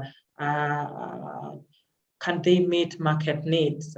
And even we could go further, Dr. Dennis, and say, as we teach our students, instead of just giving them the notes and our experiences, we can call upon these partners of ours in the industry to come and give firsthand experience to our students. And I like what we are doing today, like we've heard from Mrs. Mary. What she has told us today is very mind-blowing, because this is a lady who didn't go to university, but she has achieved a lot. So we need to get people from the industry from time to time, come to talk to our students about their personal experiences, like how you can actually start an industry. And she has taken us through step by step, which is a very good learning would be a good learning experience for our students. Thank you very much, Dr. Ray. Thank you, Dr. Obaka. I think Mr. Kahiga has got it. I like even now the concluding remarks from Dr. Obaka, that Mr. Kahiga even have an opportunity when we are teaching a relevant course or topic, or program, we can also invite you to come and give our students, even ourselves. We also want to know the journey that some of the organizations have taken. It is, of course, of very much interest to us. It is very relevant. It is practical to us as we try to exemplify or to have experiential kind of training for our students. I am still taking questions. Please, if there's another question that is there, we are willing to take it. I also saw a comment from Mr. Muraya that it is now even a requirement for CUE. It is true, we are actually developing some curriculum, and I have seen this, and CUE sometimes can return your program if it has not shown adequate industry participation, because we are training also for the industry. Can you kindly make your question, please? Thank you, Professor. My name is Ruku Kinoti. I'm invited in this forum courtesy of Professor Wanjau. Two quick comments. I come from the field of finance and investment. Over the years, with experience also both in training and coaching entrepreneurs, myself being an entrepreneur. One is, might suggest that one of the ways to keep people motivated and encouraged is to listen and to study live cases, which we had this morning. Could I suggest maybe as a university could consider documenting successful cases of entrepreneurs that can be studied, can be local cases of successful entrepreneurs that students can use to study document, and even say this is the way we can go to. That's one area. I hope I'm clear. The other one that I've thought through is that from the world of finance, right now it's possible to get many entrepreneurs who can give apprenticeship to students. And the university still remains as a place where knowledge is generated. So that still becomes your space. I wouldn't like you to take, as university, to take up our work as entrepreneurs and implementers out there. So you remain as university, we remain as practitioners. However, the meeting place I see is one of apprenticeship, whereby students can be given apprenticeship, particularly post-qualification, postgraduate. And the area that I would suggest again comes in as me as entrepreneur is that we don't have many financiers who finance new ideas, new innovation. I listened to Professor Wanjao saying how the university is coming up with innovation, and that is extremely very great. However, Professor Wanjao, until those ideas are incubated and financed and become reality, then dreamers will get frustrated and disappointed. They say that there's nobody there to support them. So maybe the university can come up with a way to collaborate with the financiers who are ready to finance innovation and creativity as a way to move forward. Thank you. Mr. Kinoti, I'm very excited of your way of bringing this thing out, and the documentation of successful entrepreneurs. You know, when we are teaching, we don't have local names. Sometimes even we struggle mentioning them. I like that. So I don't know, I think this is Dr. Obaka who will help us, who will comment on this, because we need to see whether we can document the successful cases, because some of our cases are even more successful than what we read. I also like the second comment, which Professor Ajay will comment on the interaction between the university and industry for apprenticeship. Instead of university also trying to help the industry, let us have distinct roles, but interactive roles, as Mr. Kinoti is putting it. So Dr. Obaka, I think the first comment is very important for you to respond.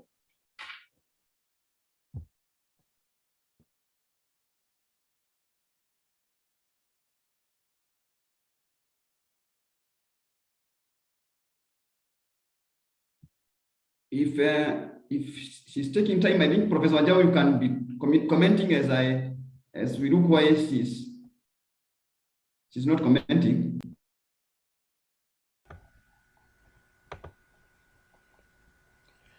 Yeah, thank you, Mr. Kinoti, Luke Kinoti, and thank you even for accepting our invite. And I would also like to tell members that Mr. Kinoti is a very successful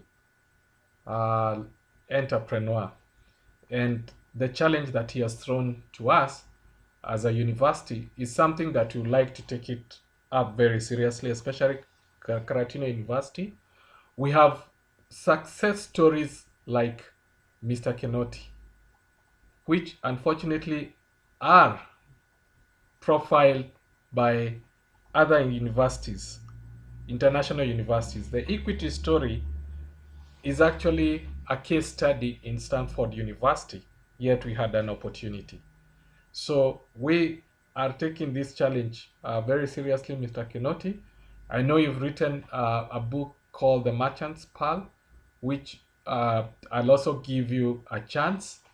I know you have a team to come actually to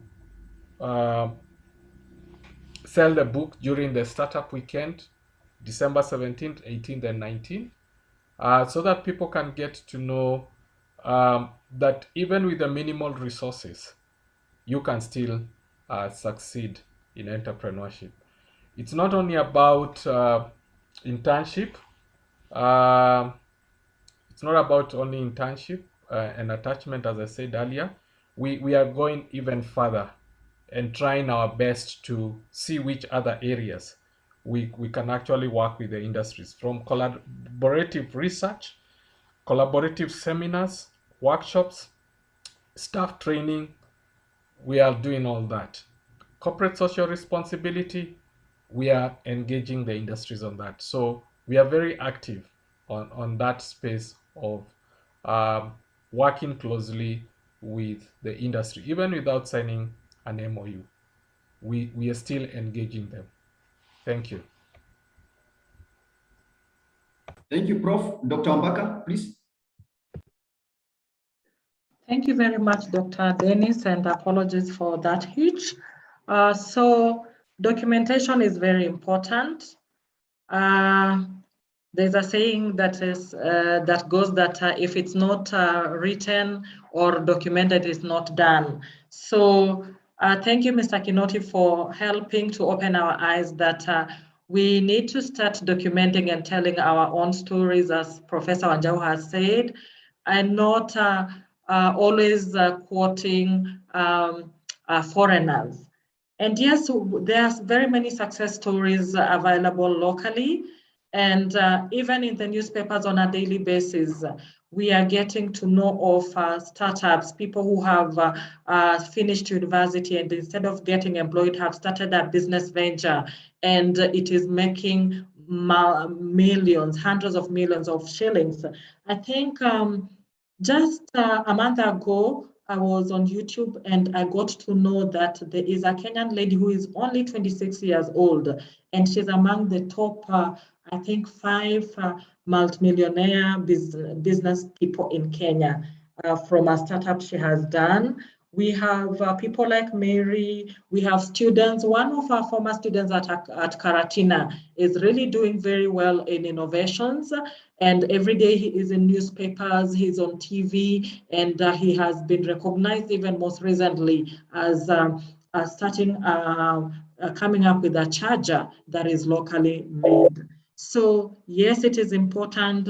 I think for us, the challenge is how do we start to document these things so that they are not just haphazard here in the newspapers, in the TV, so that when we are even giving case studies to our students during exams, we are actually using local case studies, which our students can relate to better than foreign case studies. Thank you, Dr. Maina. Thank you, Dr. Obaka. Mr. Degwa has already given us an opportunity, Professor Wanjau, that they want to participate also to help us in planning for the startup weekend. You are most welcome, Mr. Degwa. We really need support in this area.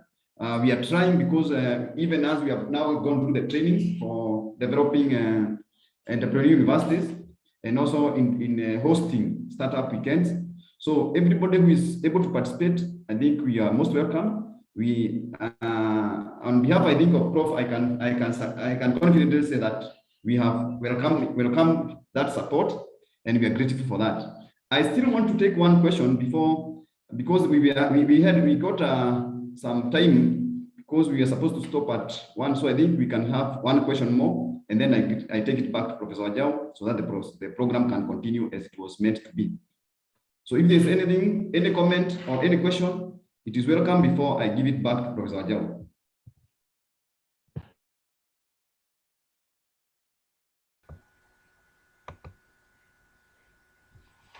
Yeah, can I make a comment? You're welcome. Okay, thank you, Dr. I don't know. Dennis, yes. Thank you for the opportunity. Thank you for the organizing, Professor. Thank you for organizing this opportunity. We've been able to interact with the industry. It is something that is very strategic for institutions of higher learning to connect with the industry, because it is the industry that we are producing labor force for. So it is in order. Maybe I don't know whether it's a concern or just some comment. It's like the person from the county mentioned that there are a lot of innovation centers almost everywhere, including one that is in Karatina town.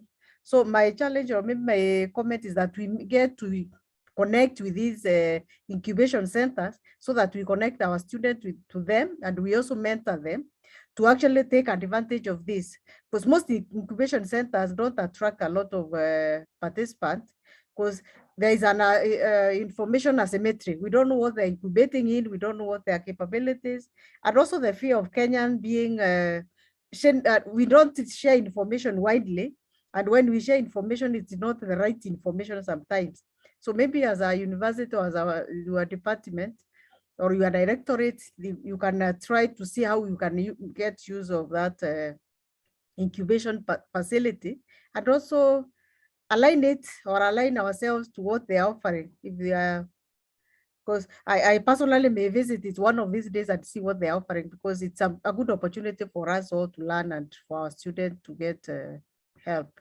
Thank you. Thank you, Doc. I think Prof will be responding to that together with the other issues. So I think if there's any other burning issue, so that I give it back to Professor Wajau. But I like this comment that we can link even our own incubation center, because we have a small incubation center even with the existing ones, so that now we can also benefit from the existing ones, and they can also benefit from us because we still have something to offer. So I think I don't find a lot of questions now, Prof, coming. I will give it back to the convener, Professor Wajau, to give us now the further instructions on what to do. Thank you, Prof. Yeah, thank you, Dr. Dennis, for handling that session well. And I'm seeing Charles is asking about the Startup Weekend fair. We've made a call for our students to participate in this particular competition, so that we can listen to their business ideas and the practicality of those particular business ideas. They are coaches, they are business coaches, in the name of champions who are working with them. And even during that competition, we will still have business coaches, especially from the industry, coming on board. So I know Mr. Luke has offered to be one to support us, so I'll invite him as one of the coaches during that particular day to help shape those business ideas to be realistic, to be in line with the theme, as I said. What Dr. Severina has asked is a very pertinent issue. And as a university, through the Directorate of Research, Innovation and Extension, and also the Directorate of University Industry Linkage, we will actually approach the Nyeri County, since now we have an MOU, and see how we can work with them to make sure that these incubation hubs don't lie idle. We'll also do our best to make sure that our students play a very big role in being incubatees. Yeah, so we'll start that journey, and Dr. Severina, I'll ask the director in charge of research and innovation and extension to include you in those visitations, so that you can also have an idea what the county, Nyeri County government is offering, especially at the sub-county level. So I'll get in touch with him to contact you. So I would like now to ask Dr. Kellen, been requested by Dr. Omondi, who is in another meeting, to give a vote of thanks. And then Dr. Pauline, please, you'll also do the closing prayers, please. Dr. Kellen.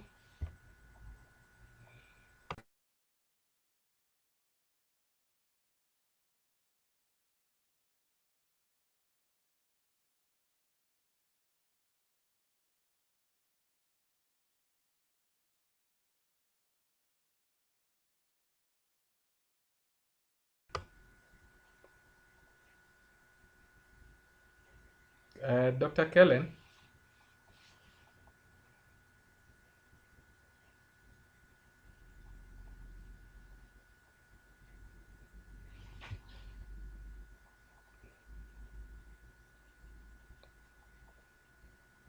Then I'll go to my friend, Professor Juliet. Then she can assist Dr. Kellen.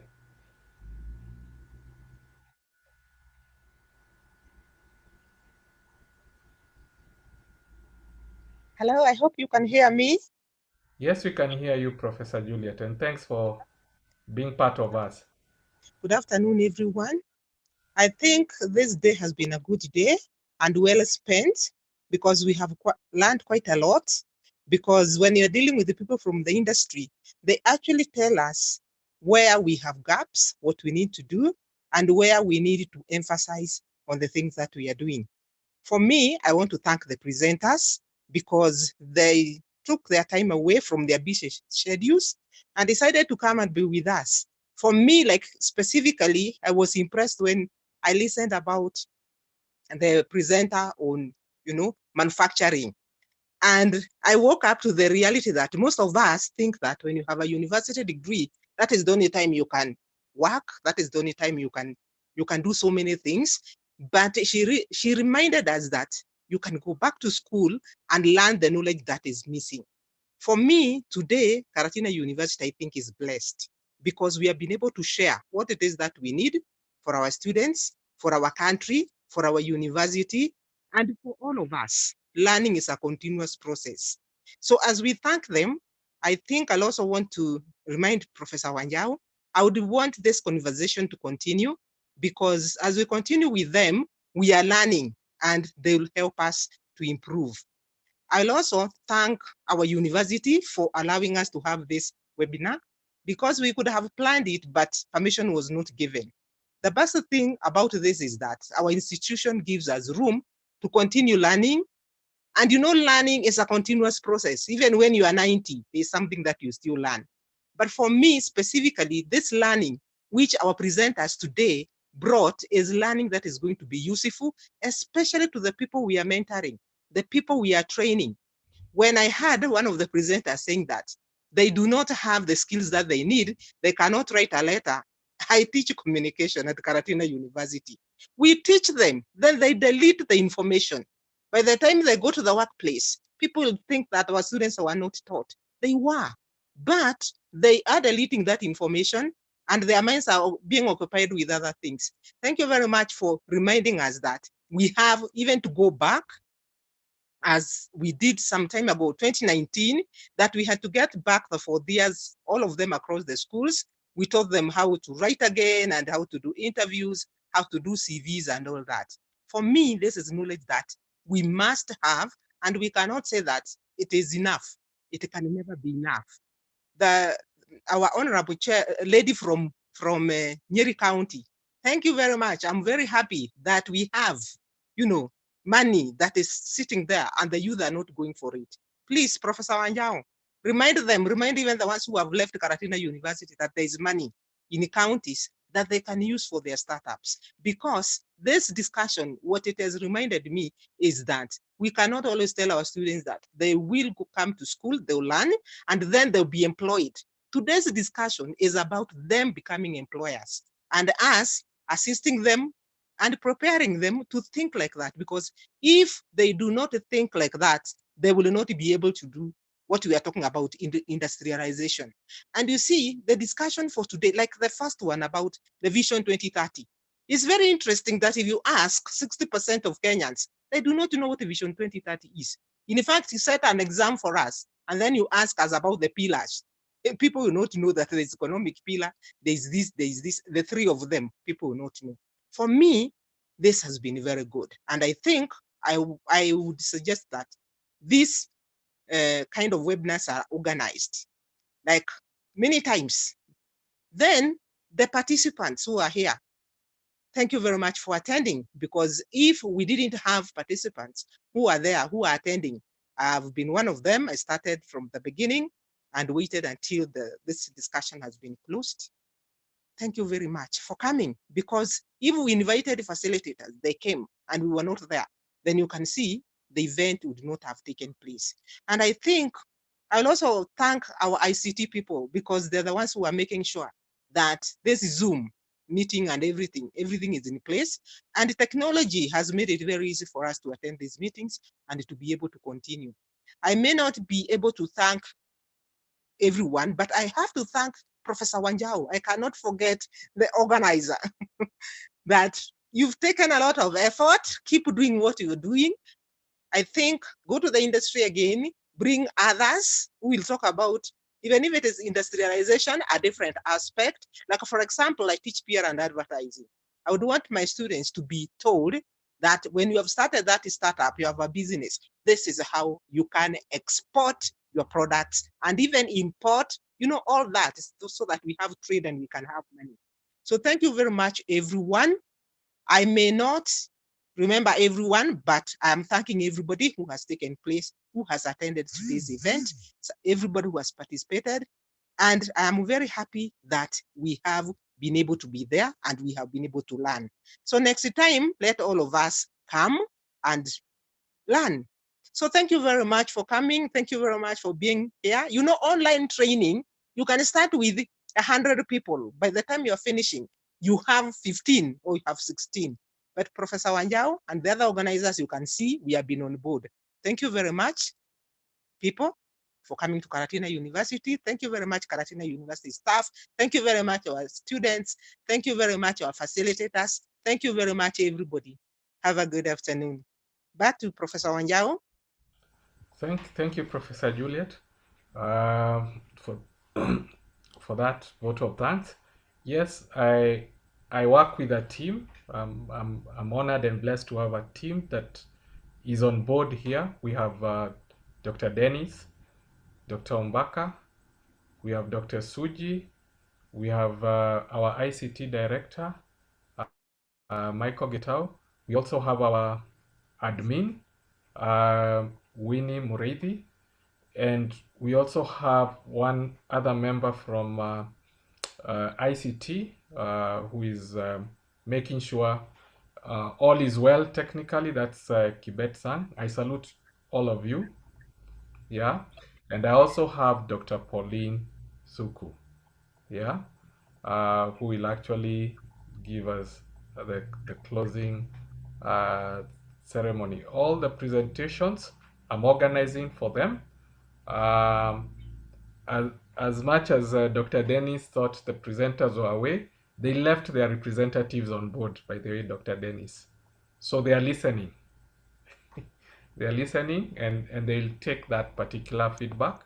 They'll also share the vote of thanks. Thank you, all of you. Dr. Pauline Tuku. Thank you, Prof, and thank you, everyone.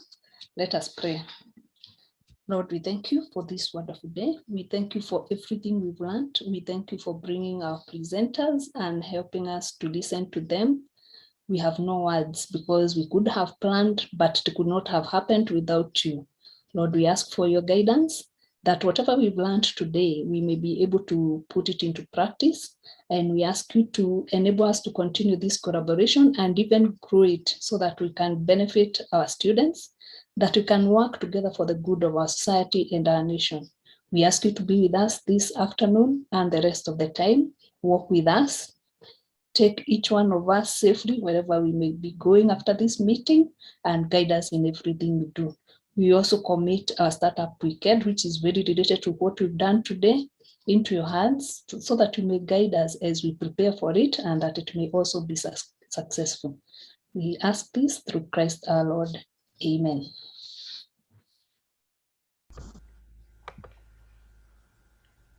Yeah, thank you. And we'll meet next time. We'll continue organizing such webinars where we'll have more people from the industry coming to take us through and share their experiences. Thank you very much. All of you be blessed. Asanteni sana. Welcome to Karatina University. Thank you. Bye-bye. Bye-bye.